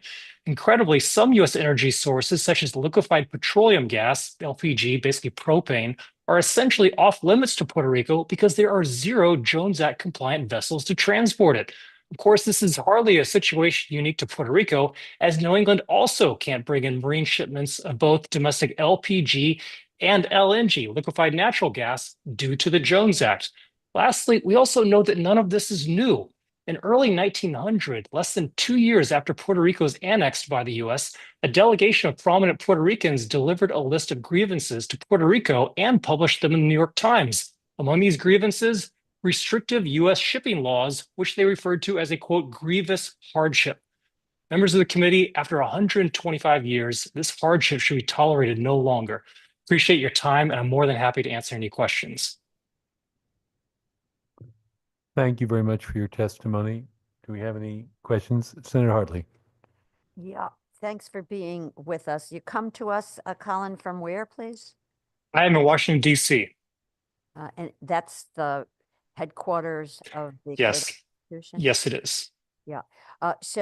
Colin, were you with us earlier on in this hearing where we had some testimony from the American waterway operators who I was, yes. basically debunked or pointed out that all of the points that we were talking about in terms of the expense to the United States and particularly the Northeast were in fact not accurate. Can you speak to that? I can't speak to the magnitude of the cost to the Northeast. What I can speak to is that it is impossible for New England to import a liquefied natural gas by tanker from other U.S. ports. Let's keep in mind that U.S. LNG is exported not just from the South and the Gulf Coast, but in fact in Maryland. Cove Point, Maryland has an export terminal, and they can ship LNG all around the world. They can't send it to New England. I also mentioned LPG, liquefied petroleum gas. Same thing. We have no ships that can transport it. So last I checked, New England brings it in from as far away as Norway, other sources. We're, I think, the number 3 exporter of that. You also look at other things like diesel fuel. Last I checked, something like 80% of all the tankers that come into New England ports tend to be from Europe and other international locations rather than domestic ports, because we've made shipping so expensive, it often makes little sense to buy American, instead import from more distant sources. Thank you for responding to that. So effectively what we're looking at is it's a trade monopoly. It is a huge restriction on competition. As my colleague earlier mentioned, there are fewer than 100 ships, ocean-going ships that comply with the Jones Act. Among those, roughly 50 some are tankers. And then, of course, only a subset of those are tankers that are appropriate for moving refined fuels like diesel fuel, home heating oil. And of course, those have to serve the entire country. So only a subset of those can be spared, say, for New England, because they also operate in the West Coast and other places. So we have fewer than 100 ocean-going ships to meet the needs of the world's largest economy. Okay, so what'd you say, 125 years we've had this? So why is it taken so long if in fact it is so egregious to the United States and in particularly to us in New England? So to clarify, so the Jones Act was passed in 1920, but it was just the latest iteration of what are called cabotage laws that have gone back as far as 1817, arguably to the country's founding. In the specific case of Puerto Rico, I would submit the reason there has been so little action is because Puerto Rico has essentially almost no voice in Congress. There, as a territory, of course, they have one non-voting member of Congress in the House of Representatives, so they get less of a voice. But traditionally, as for your larger question, why does this law persist despite all these costs I just laid out, all these downsides? I would submit it's largely reflects the same dynamic why we see so many laws that persist, even though they've long been identified as bad. There is a small group of special interests that are very committed to keeping this law in place. We're talking about the Shipbuilders Council of America. You heard earlier from the American Waterway Operators. So the people that benefit from the law, that see this as of course it shields them from competition. That's usually welcomed by people in the private sector. They have a real stake in ensuring this law exists. Meanwhile, your average American doesn't even know what the Jones Act is. In fact, I'll note that a few years ago, there's an episode of Jeopardy! The category was Puerto Rico. The $5 answer was the Jones Act, and nobody knew. These are very smart people. So I think that goes a long way in explaining why this law persists despite some of the downsides that I laid out. Thank you for that response, Colin. So, but effectively, if we do adopt this resolution to memorialize Congress and we prevail upon them, this is not going to have any benefit to New England. This is explicitly between, well, I guess it's Connecticut and Puerto Rico, right? So it wouldn't. It would just affect these two states, not the rest of, for example, New England, which is also affected by this situation. I see this exempting Puerto Rico, I think is perhaps I don't want to put words in his mouth, but Representative Rosario earlier laid out. This could be a good first step. It would be a good test case, and we could study the Jones Act, see the benefits of removing it from Puerto Rico, all the trade that it could generate between the U.S. and Puerto Rico. And that would have lessons, I think, it'd be something to build on and could ideally be applied to other parts of the United States. So I think it's properly viewed as perhaps a good first step that could eventually come to benefit New England. Thank you, Colin. Thank you, Mr. Chair. So, Colin, thank you. I'm going to take you outside your comfort zone, I think. Okay, please do.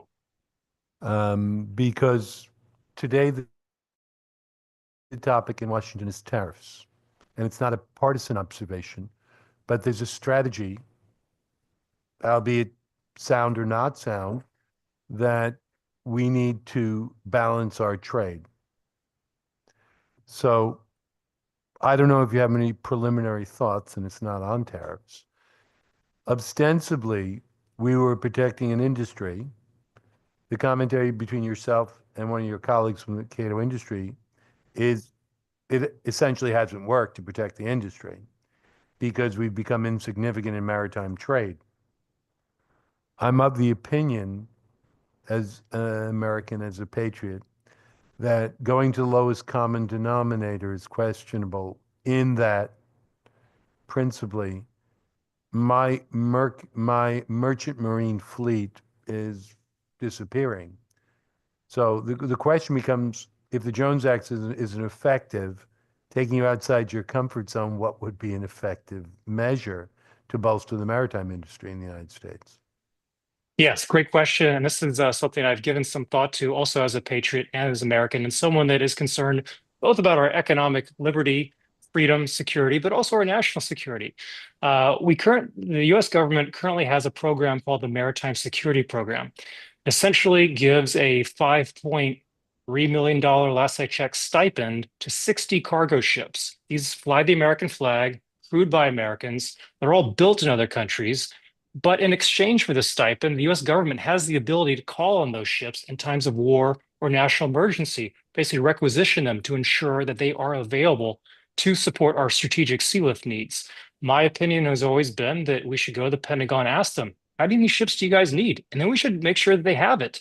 Because again, with the Jones Act, we have the high costs, those are real, but the ships are not. And it's also unclear in times of war if those ships would even be available, only because, again, if you pull a ship out that's usually taking goods to Puerto Rico, well, who's going to supply Puerto Rico? So on a practical basis, I also don't think the current approach is very effective. So basically my bottom line is not, I'm against all forms of government intervention. I'm just against things that don't work. This is costly protectionism in exchange for what? So let's stop doing things that don't work and let's start doing things that do. I think you make a compelling argument on the Jones Act, but I wasn't satisfied particularly on the solution on the maritime side. And I am concerned about that, so I hear you. And I'm not in defense of an act that doesn't provide us with the right level of security as a country and that we can move our merchandise. Because in a time of war, without controlling the ships and the shipping lanes, and just domestic trade is going to be compromised because we will not be able to move things around the country when we can't export. So it's, I think on the national security issue, I'm worried about this, but again, that's beyond my pay grade. I was hoping to get a little better lesson, but I won't subject the committee to more speculation or conversation there. I appreciate your commentary there. Are there any questions related to the bill? Thank you, Colin. I appreciate your testimony. Thank you so much.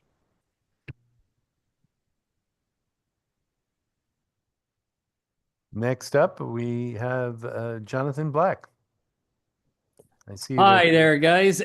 Nice to have the time to speak in front of the committee and the esteemed members of this committee. I really appreciate the time that I've actually had met some of you already in person. I wish I could be there in person today. Unfortunately, I had a COVID exposure with the kids, and so I want to be safe and protecting everyone so no one gets too sick. But I want to speak today on the bill 7166. I know that DECD brought it up earlier. The concern that I have, and I'm speaking from a small business owner. I'm currently own a company called Cheriton Productions. We're a production services company. We moved our company from Los Angeles to here. Roughly last year, we employed about 350 people over 2 different major projects that we did.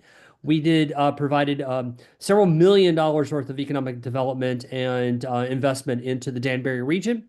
And additionally, we are looking at employing up to 450 people this coming year, 2025, with some projects that we're going to be looking at shooting. Our idea is to really educate and help address some of the concerns and conversations, as Senator Buckby had brought up in the beginning, is that we are a manufacturer. And I love the fact that we're speaking from the Commerce Committee because, we support multiple small businesses, restaurants, bars, hotels. I'm giving an example, Ethan Allen. Over a period of this last year, we booked over 80 hotels over the span of several months, rented over several hundred cars with trucks. And we everybody from local cleaners to you name construction companies. We really like Rings End, for example, one of our major vendors for lumber to build sets. We worked with the Summit, which used to be called the Matrix, which is really trying to rebrand themselves as a great place to work and live in Danbury. But all of that being said, there's over 14,000 employees that are either have independent, or that are full-time, part-time, or gig workers that work in the entertainment film industry. And I want to say manufacturing industry. As you guys were talking about the maritime trade and some other things, we are a manufacturer. We produce films and television shows that get consumed all over the globe. And they look right here at Connecticut. For example, you guys are well aware of the Christmas films that have come out of Connecticut, but also with ESPN and others.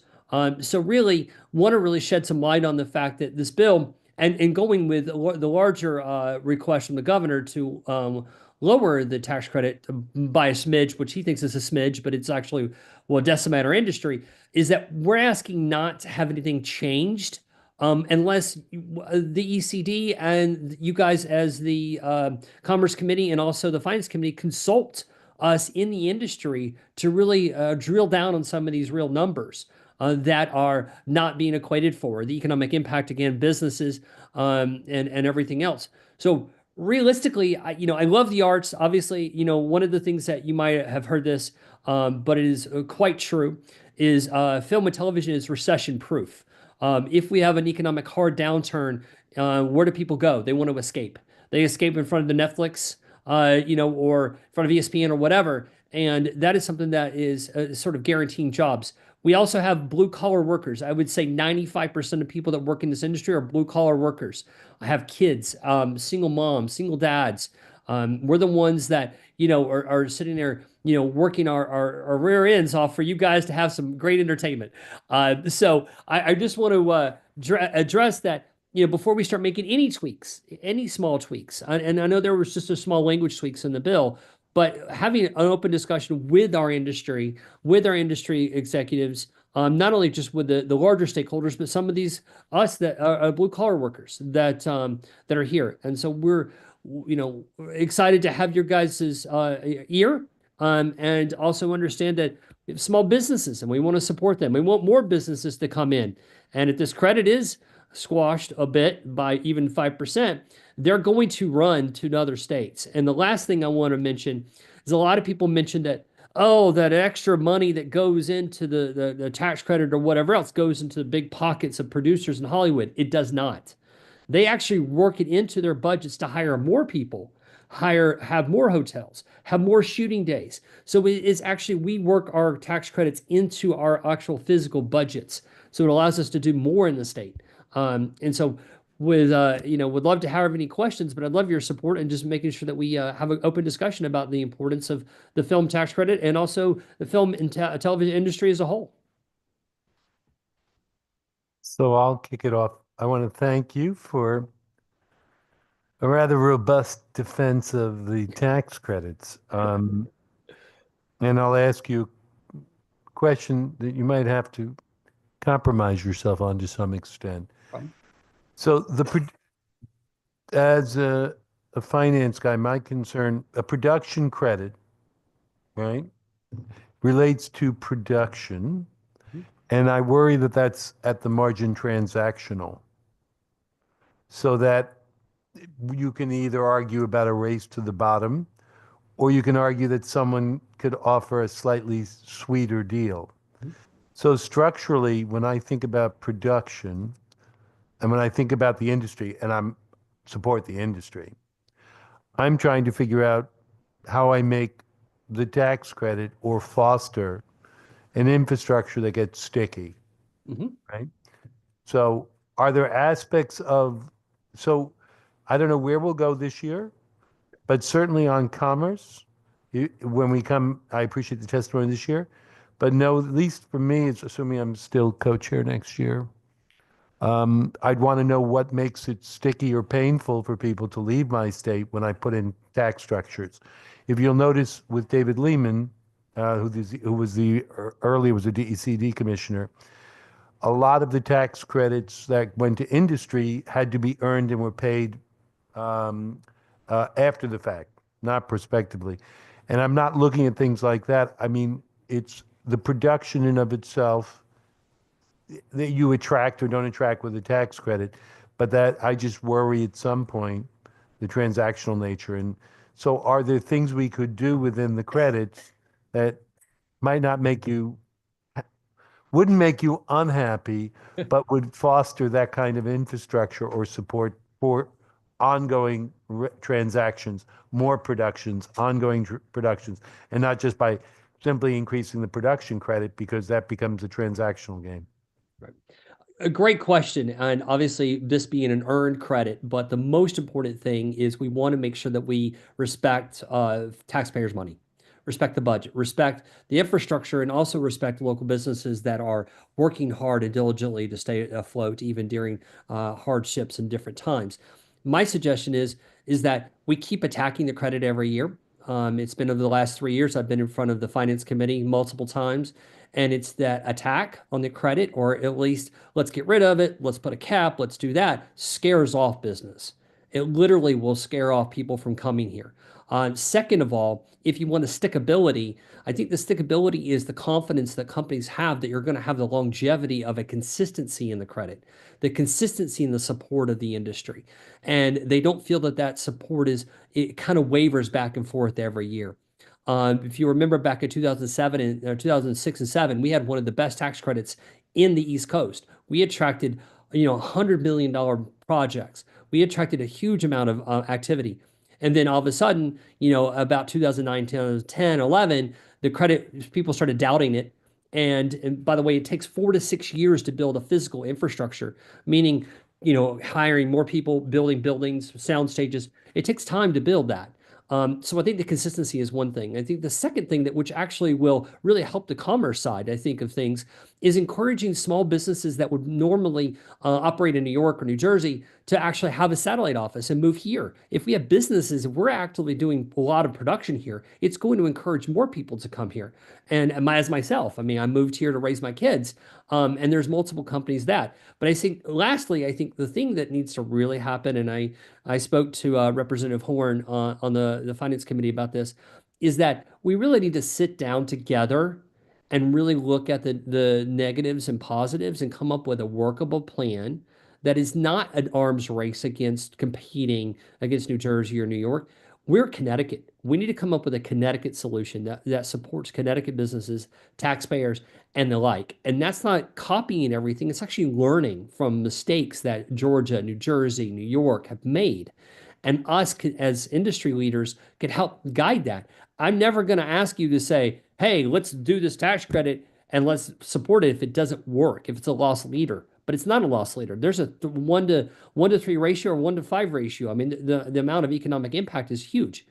But I would suggest, and this is open this dialogue to look at all sides and come up with a Connecticut plan, as in make it here. You guys know the state slogan, make it here. Well, what's a make it here? Let's make productions and make businesses stick and figure out what makes them stick. So there's my 2 cents.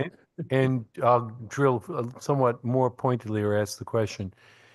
Is it on production that is the most effective way to do this, or on facilities and tax credits that encourage the physical presence? I think it would be both. And the reason why is this, because, for example, you'll see the massive soundstage growth that happened in Georgia, massive soundstage growth that happened in New Jersey recently. We do have an infrastructure credit that does support the build of sound stages. But what they do is the studios and larger productions that would probably invest in those studios look at the tax credit itself, because they actually equate that into their physical working budgets. And it's not considered a profit line. It is considered a expansion of their production abilities. So you have to protect the production side first. And then the second thing is you have to encourage building. Now, I'm going to tell you, there are a lot of malls that are vacant. There are warehouses that are vacant. There are towns that are desperately sitting on property that they don't know what to do with. I would encourage towns and the state to look at that and see about if there's an opportunity to work with local towns, municipalities, universities like UConn, and come up with a solution to build a couple of big sound stages. They'll help the infrastructure utilizing that, I don't know what the word is, gray something, where the buildings are, are not usable right now. But the infrastructure, I think it goes hand in hand.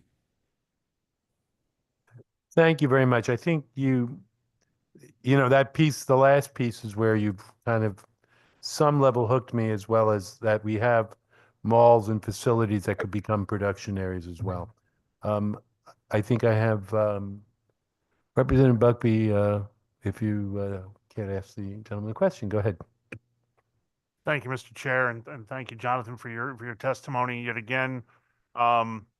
Listening to you in finance, and you had a lot more people with you when you came to see us in the Finance Committee. I don't know if this was just not catching where this bill fit, but one of the things I learned quite a bit in talking to you at that time was about how film production, start to finish, soup to nuts, really belongs in kind of commerce as a manufacturing piece. Can you speak to this committee a little more on that part of it and how this really is a manufacturing piece and how many different areas come together on that? Yeah, I absolutely agree with you on that because if you actually think about how a film was put together, we have, lighting technicians, we have painters, we have, physical people that are skilled laborers, that are union laborers that have been spending, decades getting their experiences and becoming journeymen and becoming masters at what they do.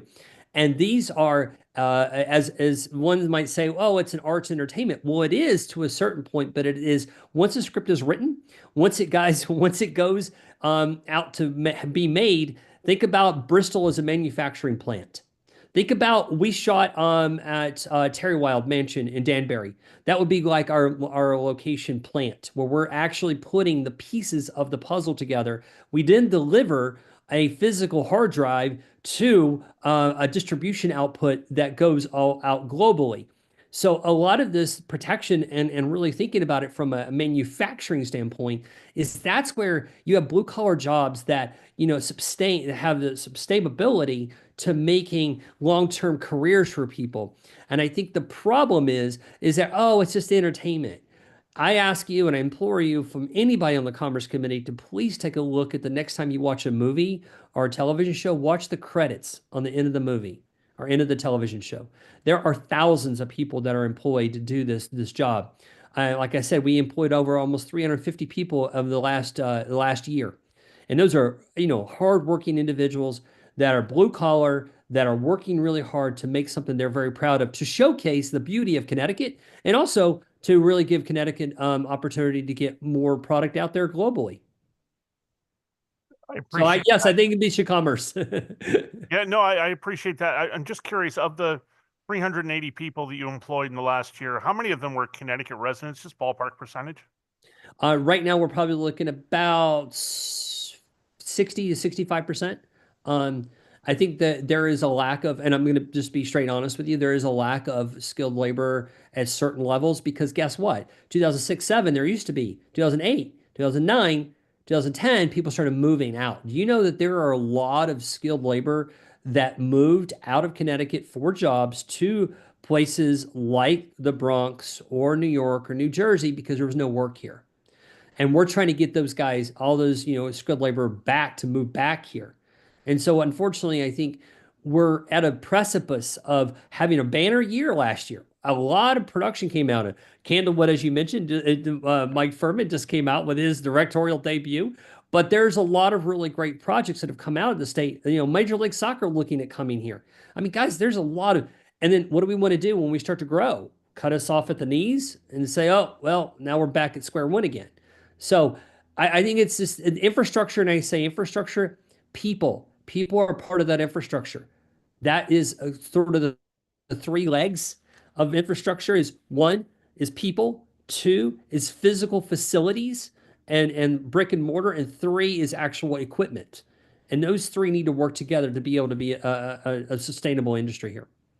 I agree. I don't think that we as a legislature have made that easier over the last 6, 8 years. And I think that this really could, if I put this to the good chairs and rankings here, this is something that we could really help out with in this committee in the manufacturing piece of what it is. There's so much more there.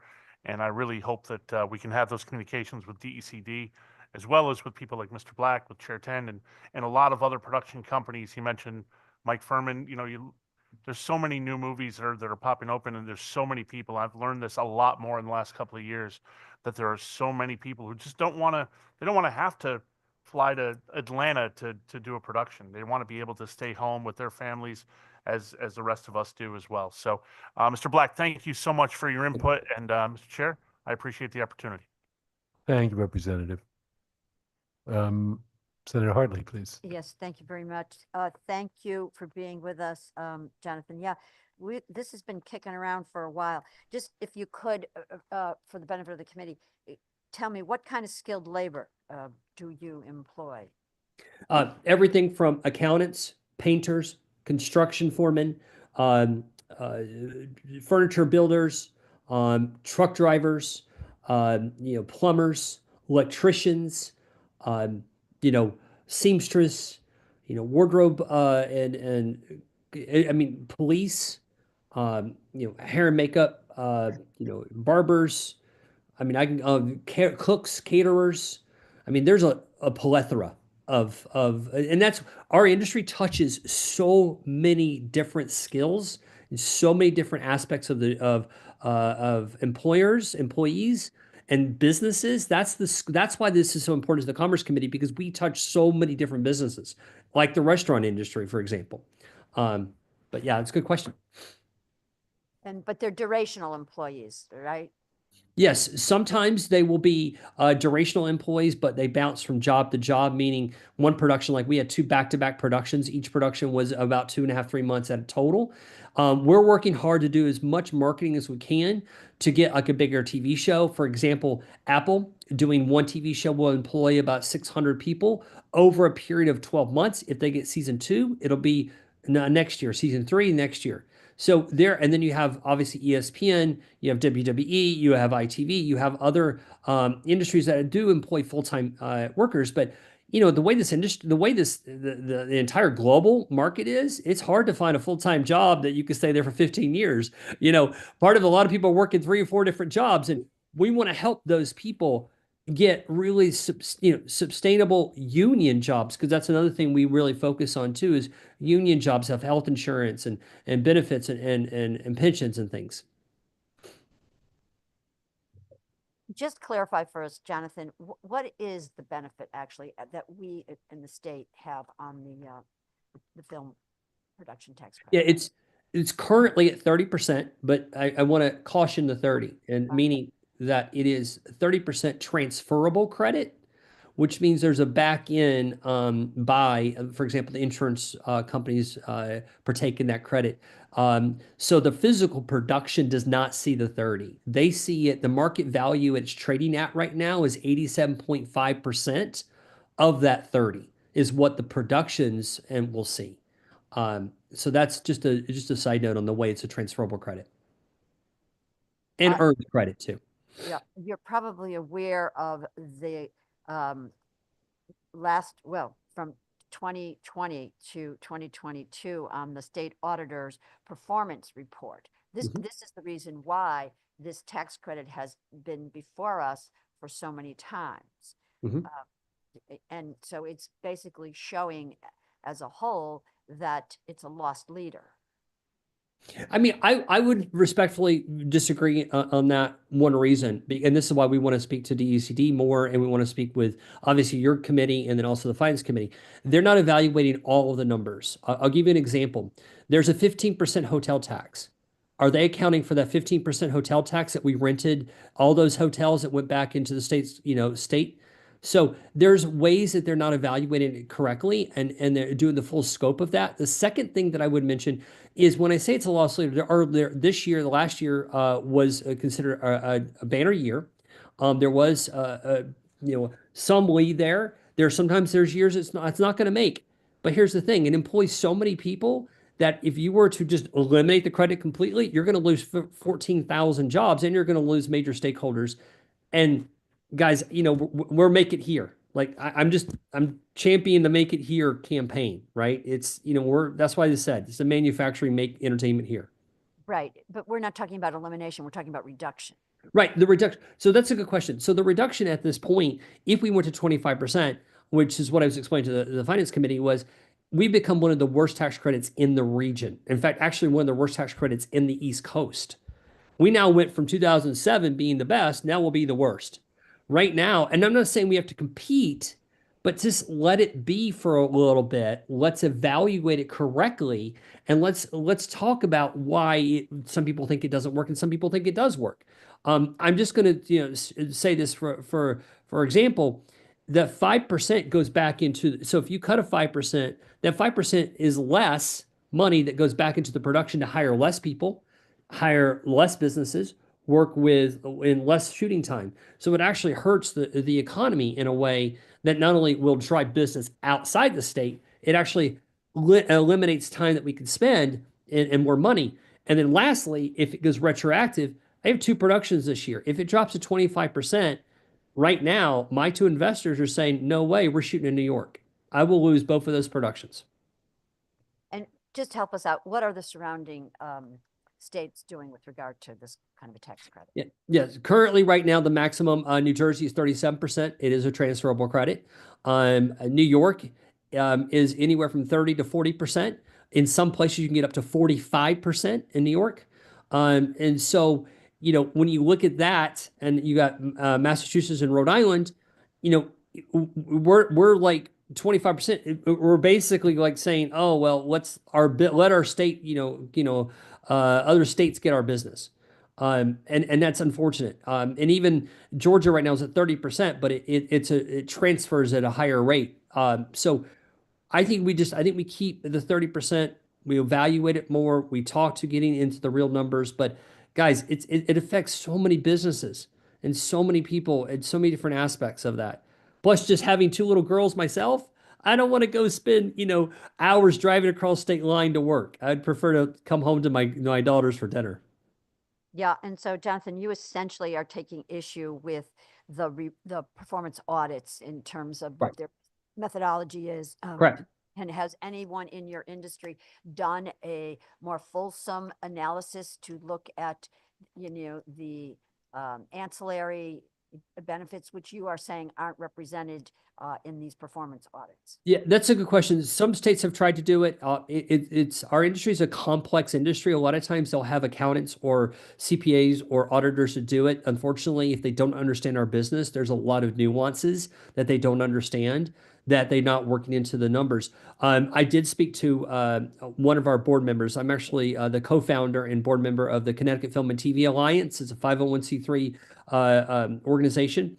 And we did speak to Heather, one of our board members, about possibly having UConn do an independent study, and doing a more of an independent deep dive into this. But I do think a deeper dive, a more specific report needs to be done. And I would champion, anybody to just help us do that. I would really like to have that happen. Thank you, Jonathan. I don't know, Mr. Chair, if you would indulge me, because we still have our representative here from DECD, and if you would like to comment, we basically just gotten the benefit of the testimony on this bill, but with respect to, it looks to me like the assessment is solely being based upon the reports from the state auditors. Bree, do you want to comment?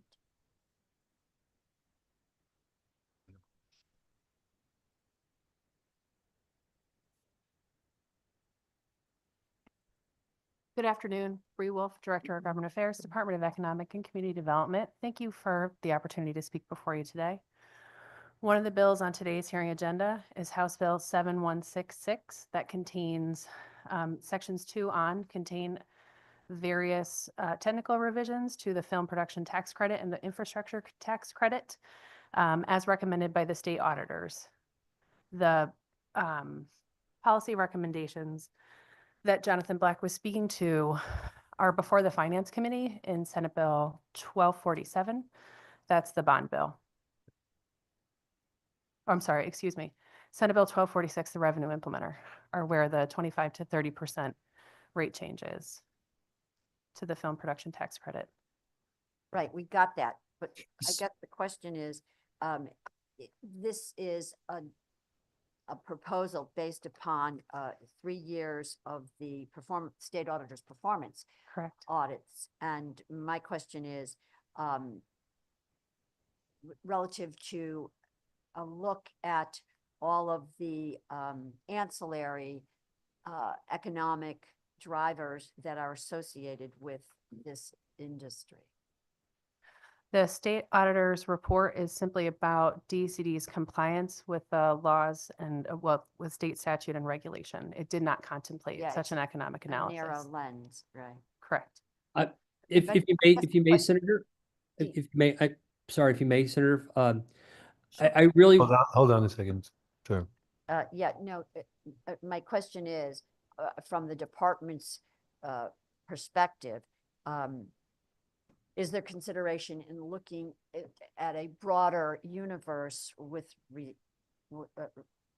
relative to this proposal as opposed to, the reported numbers in the audit report. The department would welcome the opportunity to work with the Office of Policy and Management to do such a review or an analysis. I do know that that was done by the Office of Policy and Management when crafting the governor's budget and making such a policy revision. So there is some report where they did some analysis of the overall economic benefits beyond just the numbers that are reported in the audit. I'd have to ask them what data they use to make those decisions, but I'm sure that those were data-driven decisions, so I can get that information for you.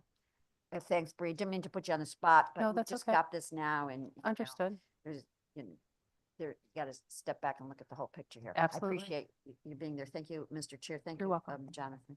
And Jonathan, I want to follow up with a question on, I'm a little concerned with the friction in the sales tax credit. And you're telling me that the liquidation value is about 88 cents? Yep. Let me, first of all, I want to say yes, it's trading currently at the high value of 87.5%. So that's the max. I know right now that some are trading at 80, sometimes 85%, 84%. And Which, what are you seeing in Georgia and away from us? anywhere from 92 to 94 cents on the dollar. So I'm going to ask for copies of the tax credit and the structure and the limitation, right? Right. I mean, just for us and for the general public, if I'm issuing 10 million of tax credits, you're telling me you're getting $8.5 million of credit, and some intermediary is getting $1.5 million as the broker, or that's a discount to apply it to their own tax bill. They're basically applying a tax bill of 10 million. You're only getting 85 cents on the dollar. Correct. And that's a very inefficient tax credit. So while we have to have two arguments, which is the level of the credit, which is where we are in your conversation with us. The second one is, why is the redeemed value so low? And what do we do to structure the tax credit so it's trading closer to 90, 95, 96? So the cash value of the credit is higher. I can tell you, I'm going to answer two specific questions. You're going to love this. Number one, when she said about the DECD reports, every single production, including ESPN, all have to go through a third-party audit. Those audits are sitting at DECD. All of those audits have exactly broken down their verbatim what the actual physical impact of those are. So I would implore every committee to look at those. Number two, which will also, I think, will help, is the reason why it trades at such a low amount compared to other states is because there's only a certain amount of people that can partake of that credit to offset their credit, their tax liability. I believe it's insurance companies, a few other companies. It's a very limited window. So what I would suggest, like Georgia does or other states, let a lot of businesses partake in that credit to offset it. Small businesses. If you do that, now you have, a larger demand for the credit, which helps out. And then that way it makes it more competitive. So I would suggest that we open that, transfer portal up to having more people that can partake in it. Well, obviously, the benefit I'm giving is a $10 million tax credit. The benefit you're getting is $8.5 million. Right. And you're complaining about a cut as well. So we have to figure out between the two. You're telling me in Georgia manages to get it between 90 and 92. Right. And that's the eligibility of who can purchase and utilize the credit. Correct. I'm losing, as a state, I'm losing $10 million in a tax credit, regardless of who gets it. Right, who gets it. For benefit. But I'm transferring the benefit away from the person who I'm ultimately trying to design the tax credit for. Correct. Okay. That was easy. It might be harder. It's going to be harder, but it's a very simple conversation to be had. And that's why I really want to sit down and have a roundtable discussion and just kind of just talk these out, because I think that's the thing that will help us out. So we don't have to deal with this every year, because every time you bring this up as a negative, it scares new business away. They don't want to invest in the state because they don't trust it. Because to repeat, while I'm not as big a fan of production versus facility, what you tell me is a production is a 3, 4, or 5 year process. And the production credit to your credit, you're telling me it basically, you need stability and you need a time frame. The utilization of the credit could take over 5 years. I'm not sure if that's the time frame, and you don't know what the policy is, how you apply for a production that's going to take you 2, 3, or 4 years if you don't have the credits there. It's tough. I can tell you, talking to Paramount, talking to Apple, talking to a lot of the major studios, their problem is, well, what happens when we go next year, season 2, season 3? How do we know that credit's going to be there? And by the way, if we're going to invest in sound stages and build, spend, $30-40 million in building stages, how will we know 2 years later that the credit's going to disappear? It's a big risk for them to take. And so because New York is so pro entertainment, pro, film and television, New Jersey's so pro entertainment, film and television, they see the stability in that, so they invest in that. And that's a big concern with bringing this up every year to discuss. Okay. I think it was a pretty compelling testimony. I appreciate it. You're welcome.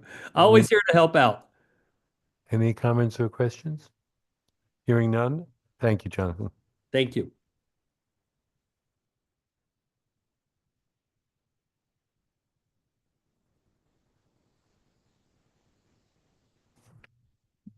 Madam Clerk, you shaking your head for me not to speak anymore, or to tell me there are no speakers? Okay. Hearing that, I believe that we've heard. I am informed that we will be hosting the Swedish ambassador, I believe at 2 p.m., 3 p.m. today. You know, 415 Capitol Office, and members of the committee are cordially invited to the Swedish ambassador. Maybe we can figure out whether he cares about the film industry as well. Okay. Thank you all very much for your attendance. And that concludes.